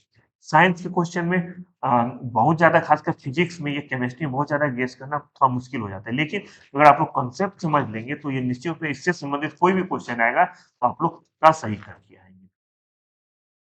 अब जब लिफ्ट समान वेग से ऊपर या नीचे जाती है तो व्यक्ति के भार में क्या परिवर्तन होगा? देखो बच्चों, अगर समान वेग से ऊपर या नीचे जाएगा तो गांठ बांध लो कि व्यक्ति के भार में कोई अंतर नहीं होगा, उसको कोई आभास नहीं होगा, व्यक्ति के भार में कोई परिवर्तन का आभास नहीं होगा। ये ट्रूवे ने क्या है, समान वेग से, ध्यान रखना समान वेग, ऐसा नहीं कि पहले कम बाद में ज्यादा। अगर हम लोग लिफ्ट से संबंधित क्वेश्चन अगर देखते हैं, बहुत तरह का क्वेश्चन आता है, इसमें एक ये बहुत महत्वपूर्ण है, कि समान वेग से लिफ्ट ऊपर नीचे जा रहा है तो व्यक्ति के भार में कोई अंतर महसूस नहीं होगा। ठीक है, सेम वही चीज है। हवाई जहाज से यात्रा करते समय पेन से स्याही निकलने लगती है, उसका क्या कारण है? इसका कारण है वायुदाब में कमी आना। जैसे जैसे हम ऊपर की ओर जाते हैं, मतलब जमीन तल से आकाश की तरफ बढ़ते हैं, तो वायु दाब जो है कमी आने लगती है। ये उससे संबंधित क्वेश्चन है, जिस कारण क्या होता है कि पेन से स्याही बाहर निकलने लगती है। एक बार एक्सप्लेनेशन भी आप लोग पढ़ लें, ज्यादा समझ विकसित होगा। ये विद्या को आप लोग ज्यादा से ज्यादा बच्चे आप लोग खुद सब्सक्राइब करें और अपने फ्रेंड फैमिली को जरूर शेयर करें। जितने आदमी इससे जुड़े रहेंगे, हम लोग को उतना मोटिवेशन मिलेगा आप लोग के लिए नया नया सेशन लाने के लिए। आप लोग जुड़े रहिए, अपना कमेंट दीजिए कि अभी बिहार का एग्जाम आप लोग दे के आए, पहले तो एग्जाम 30 को दे दे, उसके बाद मुझे बताएं कि आप लोग बीपीएससी मेंस के लिए क्या चाहते हैं, तो हम लोग उस पर जम के काम करेंगे। जब कोई जहाज नदी से सागर में घुसता है तो क्या होता है? ये क्वेश्चन आप देखे होंगे कि कहीं ना कहीं ये क्वेश्चन बिहार हो, यूपी हो या एमपी राजस्थान, कभी ना कभी अगर प्रीवियस आप लोग सारे स्टेट का क्वेश्चन सॉल्व किए तो ये क्वेश्चन कहीं ना कहीं आया हुआ है। बहुत महत्वपूर्ण क्वेश्चन है। बिहार में भी इस तरह क्वेश्चन आने का पूरा संभावना है। इस तरह का बिहार में क्वेश्चन पूछा जाता है। जब कोई जहाज नदी से सागर में घुसता है तो क्या होता है, वो कुछ ऊपर उठता है। इसके पीछे क्या कारण है? इसके पीछे का कारण बता रहा हूँ कि जल नदी के जल का घनत्व समुद्र के खारे पानी के घनत्व से अधिक होता है। ठीक है, नदी के जल के घनत्व की अपेक्षा समुद्र का जो खारा पानी होता है, समुद्र के पानी का घनत्व ज्यादा होता है, जिस कारण जब जहाज जाती है तो उसको लगता है कि थोड़ा ऊपर हो गया। यही कारण है, क्योंकि समुद्र के पानी का घनत्व ज्यादा होगा। एक कटा हुआ हीरा क्यों जगमगाता है? कटा हुआ हीरा के जगमगाने का एक ही कारण है, वो है पूर्ण आंतरिक परावर्तन के कारण कटा हुआ हीरा जगमगाता है। ये ध्यान से रखिए, किस कारण से? तो आपको बताना होगा पूर्ण आंतरिक परावर्तन के कारण से। इसे भी बताया गया एक्सप्लेनेशन, इसे भी अपने हिसाब से देख लीजिए। जब किसी दर्पण को थीटा कोण से घूर्णित किया जाए तो परावर्तित किरण का घूर्णन होना ये बिल्कुल दोगुना हो जाता है, मतलब 2 थीटा। कितना कोण से फेंका जाए? 10 डिग्री से फेंका जाएगा तो क्या हो जाएगा? 20 डिग्री हो जाएगा। तो जितने फेंका जाएगा उसका दोगुना हो जाता है। ये प्रूवन चीज है, इसे बिल्कुल ध्यान रखिए कि जब दर्पण पर आपतित प्रकाश किरण की दिशा परावर्तित नहीं होती है या परिवर्तित नहीं करता है, तब परावर्तित किरण का घूर्णन कोण दर्पण के घूर्णित कोण से दुगुना हो जाता है। जितने से आती है उसका दुगुना हो जाता है। ठंडे देशों में पारा के स्थान पर अल्कोहल को तापमापी दर के रूप में वरीयता दी जाती है। इसका कारण क्या है? इसका सबसे महत्वपूर्ण कारण है कि अल्कोहल का द्रव्यांक निम्न होता है। इसका मतलब क्या हो गया बच्चों? इसका मतलब हो गया कि कम तापमान पे भी अल्कोहल जमेगा नहीं, तो जमेगा नहीं तो क्या होगा? उससे मेजरमेंट करना आसान हो जाएगा। इसे एक बार जरूर देख लें आप। जब किसी बोतल में पानी भरा जाता है और उसे जमने दिया जाता है तो बोतल टूट जाता है। क्यों टूट जाता है? इसका कारण है कि पानी जमने पर फैल जाता है। बच्चों यही कारण है कि जो ठंडा जगह है, ठंडे जगह में क्या होता है? जो नल का पाइप होता है वो फट जाता है। कारण क्या है कि जब पानी फ्लो होता है तब तो ठीक है, लेकिन सेम पानी अगर ठंडे जगह ठंडा के कारण वो जम जाएगा, पानी का आयतन बढ़ जाएगा। सपोज ये हमारा पाइप है जिससे पानी फ्लो होता है, जब ठंड बर्फ बन जाता है तो ये फूलने का कोशिश, जिस कारण से ये फट जाता है। अगर बहुत ताकतवर होगा तब नहीं फटेगा, अगर प्लास्टिक का रह गया तो फट जाएगा, क्योंकि बर्फ का जो आयतन होता है पानी के आयतन से ज्यादा होता है। एक्सप्लेनेशन को जरूर एक बार आप लोग देखिए, सारा एक्सप्लेनेशन को। मोती का रासायनिक संरचना क्या है? मोती का रासायनिक संरचना जो कैल्शियम कार्बोनेट बना होता है, उसके अलावा भी दूसरे एलिमेंट होते हैं, लेकिन सबसे ज्यादा कैल्शियम कार्बोनेट होती है। कैल्शियम कार्बोनेट लगभग 85% होती है। उसके अलावा क्या क्या है ये एक बार जरूर इसे देख ले। जस्तेदार लोहे की चादर जंग से बची रहती है क्योंकि उसमें किसकी परत रहती है? उसमें रहती है जिंक की परत, जिस कारण से जंग उसमें नहीं लगती। इसे भी देख ले। पेंसिल का लेड है, पेंसिल का लेड किस चीज से बना होता है? पेंसिल का लेड ग्रेफाइट से बना हुआ होता है। अश्रु गैस, अश्रु गैस का मतलब होता है, आप देखते होंगे कि जब भी कहीं पे फसाद होता है, कहीं पे भीड़ होता है, कहीं हंगामा होता है तो पुलिस वाले एक गैस छोड़ते हैं, उसे कहते हैं अश्रु गैस। उसमें उसके कारण आंख में बहुत ज्यादा जलन होता है और आंख से आंसू निकलने लगते हैं। अश्रु गैस का कारण होता है अमोनिया। ध्यान रखिएगा, अमोनिया कारण अमोनिया अश्रु गैस में पाए जाते हैं, जिस कारण जो है ये अश्रु गैस आंखों पे लगने से जलन होती है और आंसू निकलने लगते हैं, इसलिए इसे अश्रु गैस करते हैं। एक्सप्लेनेशन पे जरूर एक बार देखिए, जितना भी आज का वीडियो है एक्सप्लेनेशन आप लोग खुद अपने हिसाब से उसको पढ़ते जाए, जहां पे समझ जिस क्वेश्चन में आपको समझने में दिक्कत हो उसका एक्सप्लेनेशन आप लोग जरूर देखिए। जब इनो इनो लवण को जल में डाला जाता है तो बुलबुले बनते हैं, जिसका कारण है CO2 गैस। CO2 गैस के कारण बुलबुले बनते हैं इनो में। यहाँ देखिएगा, छपाई में प्रयोग की जाने वाली स्याही निम्नलिखित में किसके अपघटन से प्राप्त होती है? जो स्याही यूज होता है छपाई में वो मीथेन, मीथेन से प्राप्त होती है। इसे एक्सप्लेनेशन को जरूर पढ़िए, बहुत ही महत्वपूर्ण है। बुलेट प्रूफ जैकेट बनाने में किसका प्रयोग किया था? बुलेट प्रूफ जैकेट बनाने में लिमिटेड कांच का उपयोग किया था। लिमिटेड कांच क्या होता है? होता है क्या कि कांच के परत के बीच में जब बुलेट प्रूफ जैकेट बनाया तो कांच का ही परत आता है, कांच के परत के बीच में पॉलीकार्बोनेट की एक परत डाल के बनाया जाता है, तो इसे ही हम लोग कहते हैं लेमिनेशन कहते हैं। ठीक है। बायोगैस संयंत्र से निष्कासित निम्नलिखित में से कौन सी ईंधन गैस ईंधन बायोगैस संयंत्र से निष्कासित निम्नलिखित में से कौन सी गैस ईंधन गैस के रूप में उपयोग की जाती है? तो मीथेन का यूज किया जाता है। इसे दिया गया, आप लोग इसे भी देख ले। भारी वाहन में डीजल का उपयोग क्यों किया जाता है? डीजल का उपयोग करने का सबसे महत्वपूर्ण कारण है, भारी जो भी वाहन होते हैं इसकी क्षमता बहुत ज्यादा होती है डीजल की, प्लस ये इकोनॉमी भी है। बचत के रूप में देखा है, आर्थिक बचत भी इससे होता है। दो कारण, एक आर्थिक क्षमता या उच्च क्षमता, दूसरा इकोनॉमिक कारण क्या है कि इससे बचत होती है। जिस रूप में पौधे नाइट्रोजन प्राप्त करते हैं वो क्या है? किस रूप में पौधे नाइट्रोजन प्राप्त करते हैं? पौधे हमेशा नाइट्रोजन प्राप्त करते हैं नाइट्रेट के रूप में। अब तक निम्नलिखित रसायनों में से कौन सा कृत्रिम बादल बनाने के लिए प्रयुक्त किया जाता रहा है? कौन सा रसायन जो कृत्रिम बादल बनाने में उपयोग होता है? और ये होता है सिल्वर आयोडाइड का। सिल्वर आयोडाइड का उपयोग होता है कृत्रिम बादल बनाने में, अर्थात कृत्रिम वर्षा में क्या किया जाता है? जहाजों की मदद से सिल्वर आयोडाइड का जो है छिड़काव किया जाता है, जिससे कृत्रिम बादल का निर्माण होता है। इसे भी एक बार पढ़ ले, एक्सप्लेनेशन 5-6 लाइन में दिया गया, लेकिन इससे आपका कंसेप्ट और ज्यादा क्लियर हो जाएगा। कौन सा जानवर बिना पानी पिए सबसे लंबी अवधि तक रह सकता है? सबसे लंबी अवधि तक बिना पानी पिए रहता है कंगारू चूहा। ठीक है। पीते में पीले रंग का क्या कारण है? पीले रंग का कारण है केली टाइजेंथिन के कारण जो है पपीते का रंग पीला होता है। नाखून काटते समय दर्द नहीं होता है। सबसे महत्वपूर्ण कारण है नाखून जो कटते समय दर्द नहीं होता है, इसका कारण है कि नाखून जो मृत कोशिकाओं के दर्द के द्वारा बना होता है, जिसमें रक्त संचारण नहीं होता है, जिस कारण से अगर नाखून को काटा भी जाता है तो हमें दर्द की अनुभूति नहीं होती है। मानव शरीर की सबसे बड़ी ग्रंथि कौन सी है? सबसे बड़ी ग्रंथि है यकृत। हम लोग बहुत बार देखिए कि यकृत जो मानव शरीर की सबसे बड़ी ग्रंथि है। ठीक है, जिसे हम लोग लिवर भी कहते हैं, इंग्लिश में लिवर, हिंदी में यकृत, दोनों चीज ध्यान रखिए। ये सबसे बड़ी ग्रंथि है।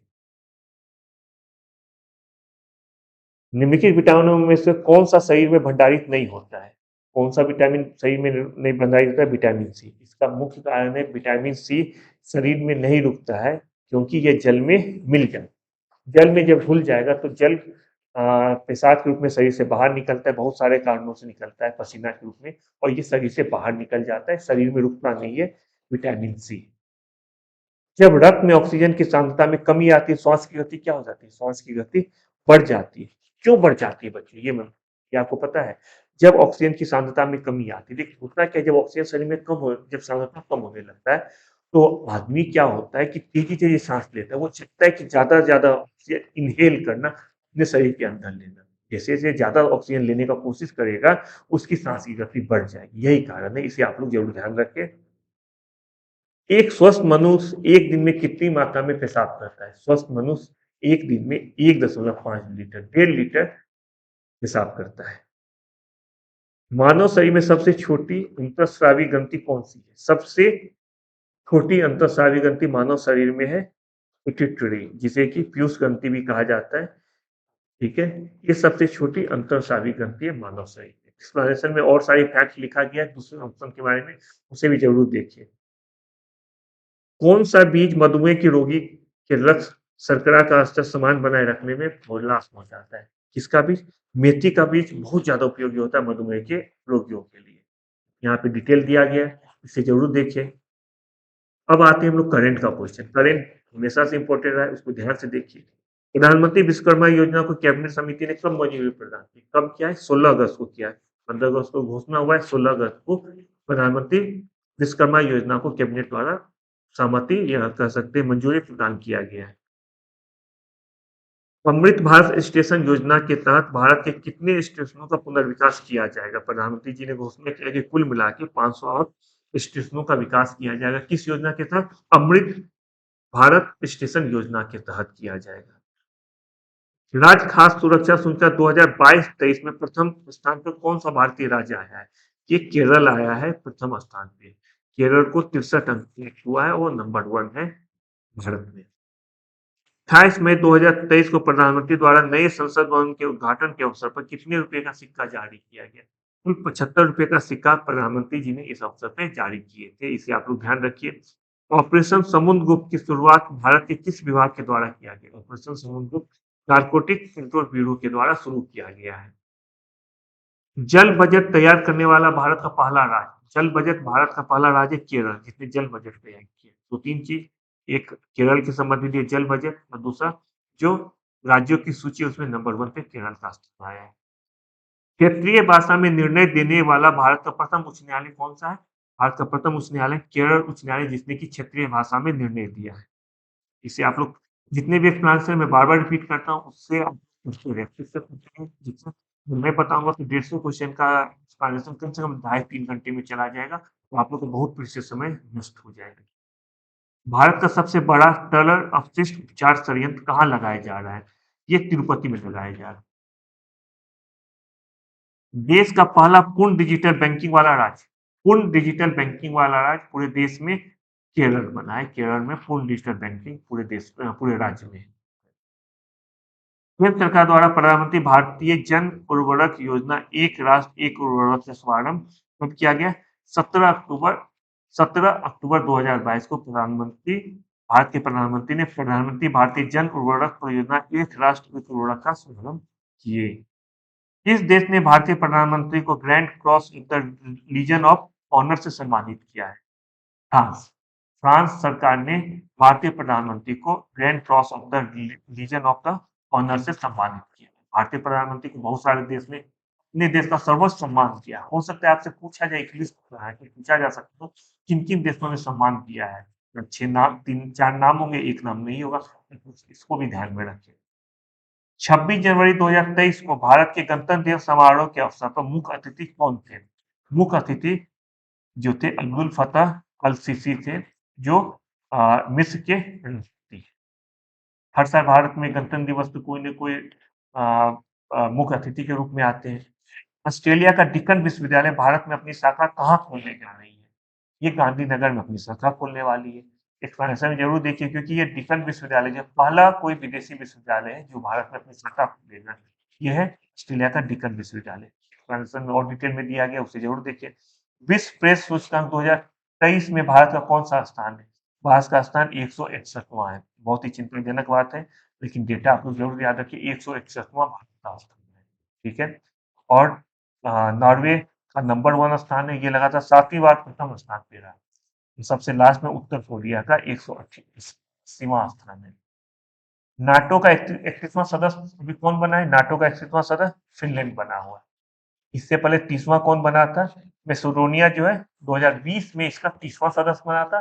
और अभी नाटो का 31वां सदस्य जो है 23 में 4 अप्रैल 2023 को फिनलैंड बना है। 4 अप्रैल 2023 तो आपसे बिल्कुल नहीं पूछा जाएगा, आपसे सिर्फ देश का नाम पूछा जाएगा, वो है फिनलैंड। हो सकता है 30वां भी पूछ दे, ध्यान रखिए। उत्तरी मैसेडोनिया जो है इसका 30वां सदस्य है। आप लोग यज्ञ विद्या को हम फिर से दोबारा रिक्वेस्ट है कि आप लोग ज्यादा से ज्यादा बच्चे यज्ञ विद्या को सब्सक्राइब करें, देखते रहिए यज्ञ विद्या। यज्ञ विद्या ऐप पे हमारा टेस्ट भी होता है। आप लोग जितने बच्चे हैं वो टेस्ट भी टेस्ट अलग अलग सेगमेंट से लिया जाता है। अभी बिहार से लिया जा रहा है, यूपी पैक से लिया जा रहा है, कुछ देर में यूपी विशेष का भी लिया जाएगा। तो इसको डाउनलोड करें, आपको गूगल प्ले स्टोर से डाउनलोड करें, उसमें सारा टेस्ट रिलेटेड सारा इन्फॉर्मेशन, उसे जरूर एक बार देखिए। कोई कंफ्यूजन हो तो यज्ञ विद्या से किसी भी सोशल नेटवर्किंग साइट के माध्यम से यज्ञ विद्या से जरूर जुड़े। कंफ्यूजन जिस पॉइंट पे उस पॉइंट को रखिए, हम लोग आपको बताएंगे कि क्या सोल्यूशन है। टाइम पत्रिका के 50 महानतम स्थलों की सूची में 2023 में भारत के कौन से 2 स्थान को शामिल किया गया है? भारत का लद्दाख और मयूरभंज 2 स्थान है जिसको शामिल किया गया है। ठीक है, इसे जरूर ध्यान रखें। 95 ऑस्कर पुरस्कार 2023 में भारत की किस फिल्म को सर्वश्रेष्ठ मौलिक गीत ओरिजिनल सॉन्ग के लिए ऑस्कर पुरस्कार से सम्मानित किया है? और ये है, मूवी का नाम है RRR। ठीक है, इसे सम्मानित किया गया है सर्वश्रेष्ठ मौलिक गीत के लिए। नोबेल पुरस्कार 2022 में साहित्य का नोबेल पुरस्कार किसे दिया गया? संगीत का नोबेल पुरस्कार 2022 का दिया गया एमी मन्नू को। देखो बच्चों, जितना भी नोबेल प्राइज है जिस जिस एरिया में दिया जाता है प्लस किसे दिया गया है, तो जरूर याद करके जाए। नोबेल पुरस्कार, ऑस्कर, ये सब बहुत ही महत्वपूर्ण है, इससे कभी भी क्वेश्चन पूछा जा सकता है। तो इसका एक लिस्ट बना ले और नोबेल पुरस्कार संबंधित जितने भी पर्सन है, जितना देश है, किस देश से बिलोंग करते हैं, उसे जरूर आप लोग याद रखिए। भारत की अध्यक्षता में G20 में कुल कितने वैश्विक संगठनों ने भाग लिया था? जितने भी संगठन थे कुल मिला के 14 संगठन थे जिसने भाग लिया था। ठीक है, जैसे WTO, ILO है और भी बहुत सारे, कुल 14 वैश्विक संगठन है जिसने G20 में भाग लिया है। G20 सम्मेलन के अंतर्गत नए सदस्य के रूप में शामिल किया गया, किसे शामिल किया गया? अफ्रीकन यूनियन को शामिल किया गया। देखो बच्चे, 1 से 2 क्वेश्चन G20 से जरूर हो। जो बच्चा को अभी तक G20 क्लियर नहीं, तो प्रीवियस G20 से संबंधित 2 वीडियो यज्ञ विद्या ने दिया है, दोनों को देखिए। एक में G20 से संबंधित कंसेप्ट या दूसरे में बहुत सारे MCQs बताए गए हैं, उसे जरूर ध्यान रखें। जब उसमें से अगर दोनों वीडियो देख लेते हैं तो मैं मान के चल रहा हूँ तो उससे बाहर तो G20 से बिल्कुल नहीं पूछा जाएगा। संयुक्त राज्य जलवायु परिवर्तन सम्मेलन 2022 COP 27 की बैठक कहाँ हुई थी? COP 27 की बैठक मिस्र में हुई है। अपना COP 26 भी दिया गया है, ग्लासगो में हुआ है, उसे भी ध्यान रखिए। ठीक है। तुर्की और सीरिया में आए भूकंप के बाद लोगों तक मदद पहुंचाने के लिए भारत द्वारा कौन सा अभियान चलाया गया था? भारत द्वारा जो ऑपरेशन दोस्त चलाया गया था, जितने भी ऑपरेशन हो रहे हैं प्लस सैन्याभ्यास हो रहा है, कोई भी दो देश या दो से ज्यादा देश आपस में मिलकर सैन्याभ्यास, उन सब चीज को बिल्कुल याद रखिए। सूचकांक जितने भी सूचकांक है, अंतिम 3-4 दिन तक बातों में क्या करना है क्या नहीं करना है वो मैं बता रहा हूँ, उसको नोट करते जाए। जितने भी सूचकांक है उसमें प्रथम स्थान पे कौन है, भारत का स्थान कौन सा, इसे ध्यान रखिए। जितने भी युद्धाभ्यास हो रहे हैं उसे ध्यान रखिए। जितना अवार्ड दिया गया पूरे साल में, नेशनल और इंटरनेशनल, इंटरनेशनल कौन कौन सा है, जैसे नोबल हो गया, ऑस्कर हो गया, इस सबको याद रखिए। ये सबसे कोई ना कोई क्वेश्चन, कोई ना कोई क्या, मुझे लगता है 5-6 क्वेश्चन तो इसी से बचने वाला है। ये 4-5 टॉपिक है जिससे 5-6 क्वेश्चन से बिहार ही नहीं बच्चों, जो भी एग्जाम होने वाला था उस समय पर, उससे ये 5-6 क्वेश्चन बिल्कुल रहना है। उस सब पे बिल्कुल पैनी नजर बना के रखे और एक भी क्वेश्चन कोशिश करें सबसे गलत ना हो। गलत होता है तो आप लोग बहुत पीछे आ जाएंगे। तो जो कॉमन चीज है, जो थोड़ा आसान एरिया है, उसमें गलत करने की कोई गुंजाइश नहीं होनी चाहिए आप लोग की तरफ से। हाल ही में भारत सरकार की किस कंपनी को भारत रत्न का दर्जा दिया गया? भारत रत्न का दर्जा भी दिया गया ऑल इंडिया लिमिटेड को दिया गया, ठीक है। और यह अब कुल मिला के अब भारत रत्न टोटल 13 हो गई है। महिला क्रिकेट प्रीमियर लीग 2023 की विजेता टीम कौन है? ये पहला बार है जब 2023 में वुमेन्स आईपीएल हुआ है। वुमेन्स आईपीएल को दूसरे भाषा में कहेंगे महिलाओं का प्रीमियर लीग। ये पहली बार हुआ है, इसलिए आपसे 2-3 चीज पूछा जा सकता है। विजेता कौन है, उपविजेता कौन है, plus player of the tournament कौन है, किसे पर्पल कैप दिया गया है, किसे ऑरेंज कैप दिया गया है, ये सब पूछा जा सकता है। मतलब ये सबसे ज्यादा रन बनाए पूरे टूर्नामेंट में, किसने सबसे ज्यादा विकेट लिया पूरे टूर्नामेंट में। पहला साल भारत में हो रहा है तो इसलिए बिल्कुल पूछा जा सकता है। कोई भी एक टीम अगर जीत है, जैसे मुंबई, इसका जवाब है Mumbai Indians. Mumbai Indians team जो जीती है इसकी कैप्टन बिल्कुल पूछा जा सकता है, इसे ध्यान रखिए। वैसे मुंबई इंडियन टीम की कैप्टन है हरमनप्रीत कौर। तो ये क्वेश्चन आपसे 5-6 क्वेश्चन है जो इस साल के महिला आईपीएल से पूछा जा सकता है, उसका एक लिस्ट बना लीजिए, उससे बिल्कुल अच्छे से पूछिए। फीफा पुरुष विश्व कप 2022 के विजेता कौन है? 2022 में जो फीफा वर्ल्ड कप हुआ है, जिसे फुटबॉल का वर्ल्ड कप कहते हैं, ये अर्जेंटीना ने जीता है। किसे हरा के जीता है? फ्रांस को हरा के जीता है। इससे 2-3 क्वेश्चन क्या आ सकता है? इससे बच्चों आप लोग को क्वेश्चन आ सकता है कि किसे गोल्डन बूट दिया गया, किसे गोल्डन ग्लव्स दिया गया, इसने सबसे ज्यादा गोल किया। ये सब जो कॉन्सेप्ट है ये इसे ध्यान रखिए। फीफा विश्व कप से संबंधित मैंने एक वीडियो बनाया है, आप लोग जाए उसको देखिए। मुश्किल से 8 या 10 मिनट का वीडियो है, वो बहुत ही इंपॉर्टेंट होगा आप लोग के एग्जाम के लिए। उसमें विश्व कप से संबंधित पूरी बातें 5-7 मिनट की वीडियो में दिया गया है, उसे जरूर देखिए। बिहार की किस नदी में घड़ियाल वन्यजीव अभयारण्य बनाने की घोषणा किया गया है? किस नदी में? ये सोन नदी जिसमें घड़ियाल वन्यजीव अभयारण्य बनाने की घोषणा किया गया है, ठीक है। बिहार में कहाँ रामायण विश्वविद्यालय का निर्माण किया जाएगा? रामायण विश्वविद्यालय का निर्माण वैशाली में किया जा रहा है। आपको ये पता होगा, ये नहीं पता है तो बता देता हूँ। ये पटना का महावीर मंदिर है, उसके द्वारा यहाँ पे वैशाली जिले में रामायण विश्वविद्यालय का निर्माण किया जा रहा है। भारत नेपाल मैत्री परियोजना के अंतर्गत जून 2023 में बिहार के किस जिले से नेपाल के बीच रेल परिवहन संचालन शुरू किया गया है? बहुत इंपॉर्टेंट क्वेश्चन है। तो यह अररिया जिले से शुरू किया गया है, इसे जरूर ध्यान रखिए। अररिया जिले से शुरू किया गया है ये रेल परिचालन। स्पेसिफिक अगर कहा जाए तो बथनाहा जगह है, बथनाहा जगह है जहां से अररिया के बथनाहा से शुरू किया गया रेल परिचालन रेल के लिए। राष्ट्रपति द्रौपदी मुर्मू द्वारा बिहार की किस महिला को स्वच्छ सुजल शक्ति सम्मान 2023 से सम्मानित किया गया? बहुत इंपॉर्टेंट क्वेश्चन है।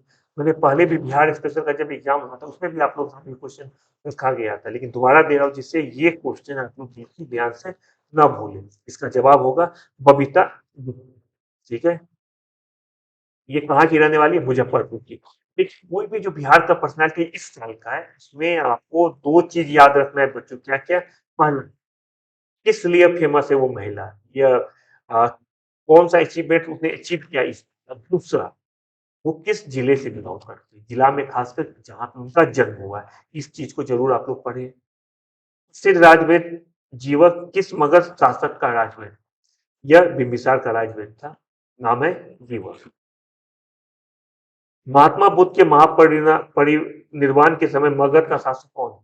मगध का शासक अजातशत्रु था, हम लोग देख चुके हैं, जानते भी है, इसे भी पढ़ ले एक बार।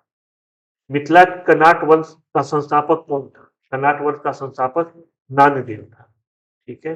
और राजधानी था सिमाड़ागढ़। बेगमों की शराबखोरी का चित्र किस चित्रकला शैली से संबंधित है। ये हमारे प्रतिमा कलम चित्रकला शैली से संबंधित है, बेगमों की शराबखोरी। इसे आप लोग ध्यान रखें। बिहार से संबंधित क्वेश्चन है, जरूर पूछा जा सकता है। बिहार को कितने कृषि जलवायु क्षेत्रों में विभक्त किया गया? बिहार को कुल मिला के 3 जलवायु क्षेत्रों में विभक्त किया गया। आप लोग को अगर देखना हो तो ये भी देखिए कि किस जलवायु क्षेत्र में कितने जिले आते हैं, उसे भी ध्यान रखिए। पहले मैंने कराया है, उससे आप लोग इसे समझ सकते हैं। नागी डैम पंछी अभयारण्य बिहार के किस जिले में स्थित है? नागी डैम पंछी अभयारण्य बिहार के जमुई जिले में स्थित है। तो बच्चों, ये जो है नागी डैम पंछी अभयारण्य बिहार के जमुई जिले में है और इसकी स्थापना 1987 में हुई थी। बच्चों, ये जो है ये हमारा आज का सेशन था। संभवतः ये बिहार जो आप लोग का 30 को पेपर है उससे संबंधित ये हमारा अंतिम सेशन है, क्योंकि अब एग्जाम बहुत नजदीक आपका आने वाला है। तो मेरी तरफ से यह विद्या की तरफ से आपको बहुत बहुत शुभकामनाएं। आप लोग अच्छे से पेपर दें। आने के बाद जरूर आप लोग बताएं आप लोग का पेपर कैसा गया। इस बीच में 25 से लेके अभी 30 को पेपर 28 29 जब भी कोई भी आपको समस्या हो तो यह विद्या पे मैसेज करें। मैं आपको कोशिश करूंगा कि आपकी समस्या को दूर करें। आप लोग अच्छे से पढ़ाई कीजिए। और एक बात फिर मैं बताऊंगा जाते जाते, एग्जाम में बिल्कुल प्रेशर नहीं लेना है, बिल्कुल भी नहीं लेना है। एग्जाम करने से कोई नहीं जीतता, एग्जाम जीता जाता है, एग्जाम को क्लियर किया जाता है विश्वास के बाद। मेरे आपके जैसे ये आदमी कोई आईएएस बनता है, कोई प्राइम मिनिस्टर बनता है, ऐसे नहीं कि वो लोग दूसरे देश या दूसरे ग्रह से अंतर क्या होता है जिसको नहीं होता है, जिसको होता है। एक जो मामूली अंतर होता है, पढ़ने के लिए मामूली है, लेकिन सबसे बड़ा अंतर हो जाता है, वो होता है विश्वास का। आप कभी-कभी देखते होंगे कोई कम पढ़ के भी निकाल लेता है। कारण जब वो एग्ज़ाम देने जाता है उसको पता रहता है कि मेरा तो होना ही। ये जो है मेरा होना है, इससे विश्वास बिल्कुल बहुत ज़्यादा हो जाता है। तो हमेशा अपना अपने ऊपर विश्वास बना के रखिए। एग्ज़ाम में तो नया चीज़ 25 है, 20 से लेके 29 तक आप लोग नया चीज़ बिल्कुल ना देखिए। सिर्फ़ आपने जो पुराना पढ़े उसे रिवाइज़ करें। यज्ञ विद्या में बहुत सारा क्वेश्चन अभी तक इस सीरीज में आपको लगभग 30 एग्जाम लिया जा चुका है। 30 को अगर 25 से मल्टीप्लाई करते हैं तो बहुत ज्यादा क्वेश्चन का बल्क जमा हो जाता है। एक बार सारा क्वेश्चन जरूर देखिए। वीडियो में जो जो महत्वपूर्ण वीडियो है उससे आगे फास्ट फॉरवर्ड करके कुछ कुछ जरूर देखिए, जहां आपको लग रहा है कि जहां से क्वेश्चन आ सकता है। G20 का मैं फिर बताऊंगा। G20 का खासकर दूसरा वीडियो आप लोग जरूर देखिए, जिसमें कि लोगों को बताया गया है, बहुत सारे एमसीक्यूज दिया गया है। तो आप लोग अपना बहुत अच्छे से ख्याल रखिए। वो फिर जल्दी मिलेंगे नई वीडियो। एग्जाम के एक बार फिर से ऑल द बेस्ट। अपना बहुत अच्छे से ख्याल रखिए। Bye bye.